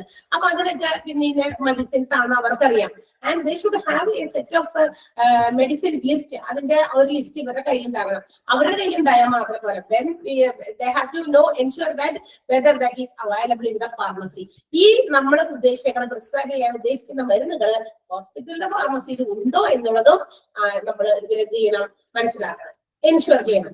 എന്നാലും മാത്രമേ നമുക്കത് എഴുതാൻ പാടുള്ളൂ. ഹോസ്പിറ്റൽ ഫാർമസിയിൽ എന്ത് മരുന്നാ ഈ പറയുന്ന രോഗങ്ങളുമായിട്ട് ബന്ധപ്പെട്ട് കൊടുക്കാൻ പറ്റുന്നേ, പ്രിസ്ക്രൈബ് ചെയ്യാൻ പറ്റുന്നേ, അതിനെ കുറിച്ചിട്ട് സെറ്റ് അവർക്കറിയണം. അപ്പൊ അത് ആര് കൊടുക്കും? ഫാർമസിയിൽ കൊടുക്കും. ഡോക്ടർ ഇത്ര മരുന്നുകൾ, ഇന്ന മരുന്നുകളാണ് ഈ എന്താ പറയാ പീഡിയാട്രിക്സിൽ ഇന്നതാണ്. അപ്പൊ പീഡിയാട്രിക്സ് ഡിപ്പാർട്ട്മെന്റിലെ ഡോക്ടറുണ്ട്, അത് ഹാൻഡ് ഓവർ ചെയ്ത് കഴിഞ്ഞാൽ അവർക്ക് അതനുസരിച്ച് പ്രിസ്ക്രൈബ് ചെയ്യാം. ഇന്ന മരുന്ന് നോക്കുന്നു, അപ്പൊ അത് കുറിക്കണം. ഇതുണ്ടോ? ഉണ്ട്, സ്റ്റോക്ക് ഉണ്ട്, ഓക്കെ, അപ്പൊ അത് പ്രിസ്ക്രൈബ് ചെയ്യാം. ഇല്ലാത്ത ഒരു മെഡിസിൻ പ്രിസ്ക്രൈബ് ചെയ്തിട്ട് അത് ഫാർമസിയിൽ അവൈലബിൾ അല്ലെങ്കിൽ അത് ഒരു ശരിയായ രീതിയല്ലല്ലോ. അപ്പൊ അതുകൊണ്ട് ഇടയ്ക്കിടയ്ക്ക് ഫാർമസിക്കാർ ഇങ്ങനെയുള്ള ചില ലിസ്റ്റുകൾ അതാത് ഡിപ്പാർട്ട്മെന്റിൽ ഡോക്ടേഴ്സിന് ഹാൻഡ് ഓവർ ചെയ്യും. So that doctors can make prescriptions according to that particular list. അതുകൊണ്ട് അവർക്ക് ആ ഒരു ലിസ്റ്റ് പ്രകാരം ഡോക്ടേഴ്സിന് മരുന്നുകൾ കുറിക്കാൻ പറ്റും. അതാണ് ലാസ്റ്റത്തെ പോയിന്റ്. ക്ലിയർ? മനസ്സിലായോ ഫാർമസി എന്താണെന്ന്? ഫാർമസിനെ കുറിച്ച് വലിയ ചാപ്റ്റർ നിങ്ങൾ പഠിച്ചതാന്ന് പറഞ്ഞു. അപ്പൊ അതൊക്കെയാണ് ഫാർമസിനെ കുറിച്ചിട്ടുള്ള കാര്യങ്ങൾ. ഓക്കെ, അപ്പൊ these are the department, supportive departments in a hospital. ഇനിയുമുണ്ട് നമുക്ക് കുറച്ചുകൂടി പഠിക്കാനായിട്ട്. ഒരു അടുത്ത ദിവസം കൊണ്ട് നമുക്ക് ആ ഒരു ചാപ്റ്റർ തീർക്കണം. അതിന്റെ എക്സ്ട്രാ ക്വസ്റ്റ്യൻസും നിങ്ങൾക്ക് തരണം. ഓക്കെ, ഇത്തിരി സമയം കൂടി കുറച്ച് കൂടുതലുണ്ടായിരുന്നെങ്കിലും നമുക്ക് അതിന്റെ ബാക്കി തീർക്കായിരുന്നു. ഇനിയിപ്പോ സമയമില്ല. അപ്പൊ വേഗം ഒന്ന് വായിച്ചു നോക്കി. നമ്മൾക്ക് ഇത്രയും പഠിച്ചത് കുറച്ച് അധികം പഠിച്ചു. അതെന്താ കാരണം? ഡിപ്പാർട്ട്മെന്റുകൾ നമ്മളുടെ OP വിഭാഗത്തിൽ നിന്ന് നമ്മൾ പോകുന്നത്. ഇപ്പൊ രോഗമല്ല, രോഗവുമായി ബന്ധപ്പെട്ട കാര്യങ്ങളില്ല പഠിക്കാനായിട്ട്. ജസ്റ്റ് ഓരോ ഡിപ്പാർട്ട്മെന്റിൽ എന്ത് ഫംഗ്ഷനാണ് ചെയ്യുന്നതെന്ന് മാത്രം നമുക്ക് അറിയാനുള്ളൂ. അതുകൊണ്ട് തന്നെ പിന്നെ അധികം നോട്ട്സ് ഒന്നും ഇല്ലാത്തതുകൊണ്ടാണ് നമ്മൾ വേഗം തീർത്തത്. അത്രയും എത്തിയത്. നമ്മള് ഒരു പേജൊക്കെ മിനിമം മാക്സിമം എടുക്കാറുള്ളൂ. ജസ്റ്റ് ഒന്ന് വേഗം വായിച്ചു നോക്കാം കേട്ടാ.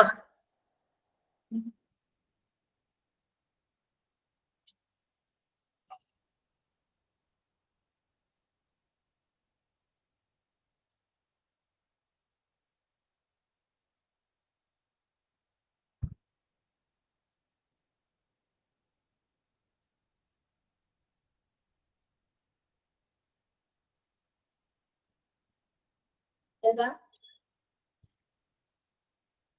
പറഞ്ഞോ?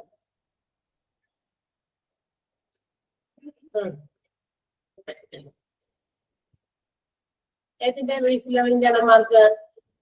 അല്ല ഏതിന്റെ ബേസില് എന്താ പറഞ്ഞേ? പറഞ്ഞോ. അല്ല മാഡം, ഇന്നലെ പുതിയ മൊഡ്യൂളേ ഇന്നലെ പുതിയ മൊഡ്യൂളൊക്കെ അപ്ഡേറ്റ് ചെയ്തായിരുന്നേ. അപ്പം എക്സാമിന്റെ രീതിയൊക്കെ മാറിയിട്ടുണ്ട് എന്ന് പറഞ്ഞു. അന്നേരം അതിനകത്ത് പുതിയ മൊഡ്യൂളിനകത്ത് പറഞ്ഞിട്ട് ഇന്റേണൽ മാർക്സിന്റെ കാര്യം പറയുന്നുണ്ട്. അതപ്പോ എന്തിന്റെ ബേസിലാണ് ഇന്റേണൽ മാർക്സ്? നമ്മൾ ഈ മോക്ക് ടെസ്റ്റ് അപ്ഡേറ്റ് ചെയ്യുന്നത് ഓക്കന്റെ ബേസിലാണോ?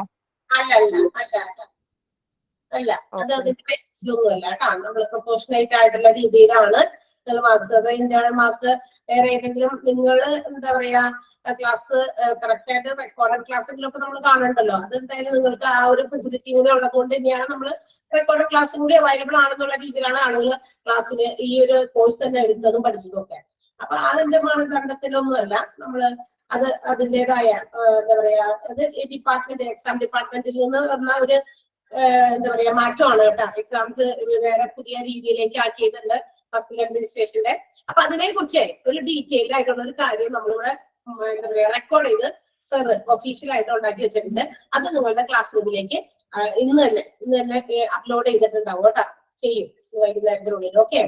അപ്പൊ ആ ഒരു വീഡിയോ ആയിട്ട്, അതായത് നിങ്ങൾക്ക് കാര്യങ്ങൾ അതിനെ കുറിച്ച് എന്താ ഡൗട്ട്സ്, അതായത് അങ്ങനെ പറഞ്ഞു കഴിഞ്ഞപ്പോ കുറച്ച് പേര് ഡൗട്ട്സ് ചോദിച്ചിരുന്നു. എങ്ങനെയാണ് അപ്പൊ ഇന്റേണൽ മാർക്കിന്റെ ആ ഒരു എന്താണ് എങ്ങനെ കൊടുക്കുന്നുള്ളത്. അപ്പൊ ഡൗട്ട്സ് ഉള്ളത് കൊണ്ട് നമ്മൾ അറിയിച്ചിട്ടുണ്ടായിരുന്നു അവിടെ.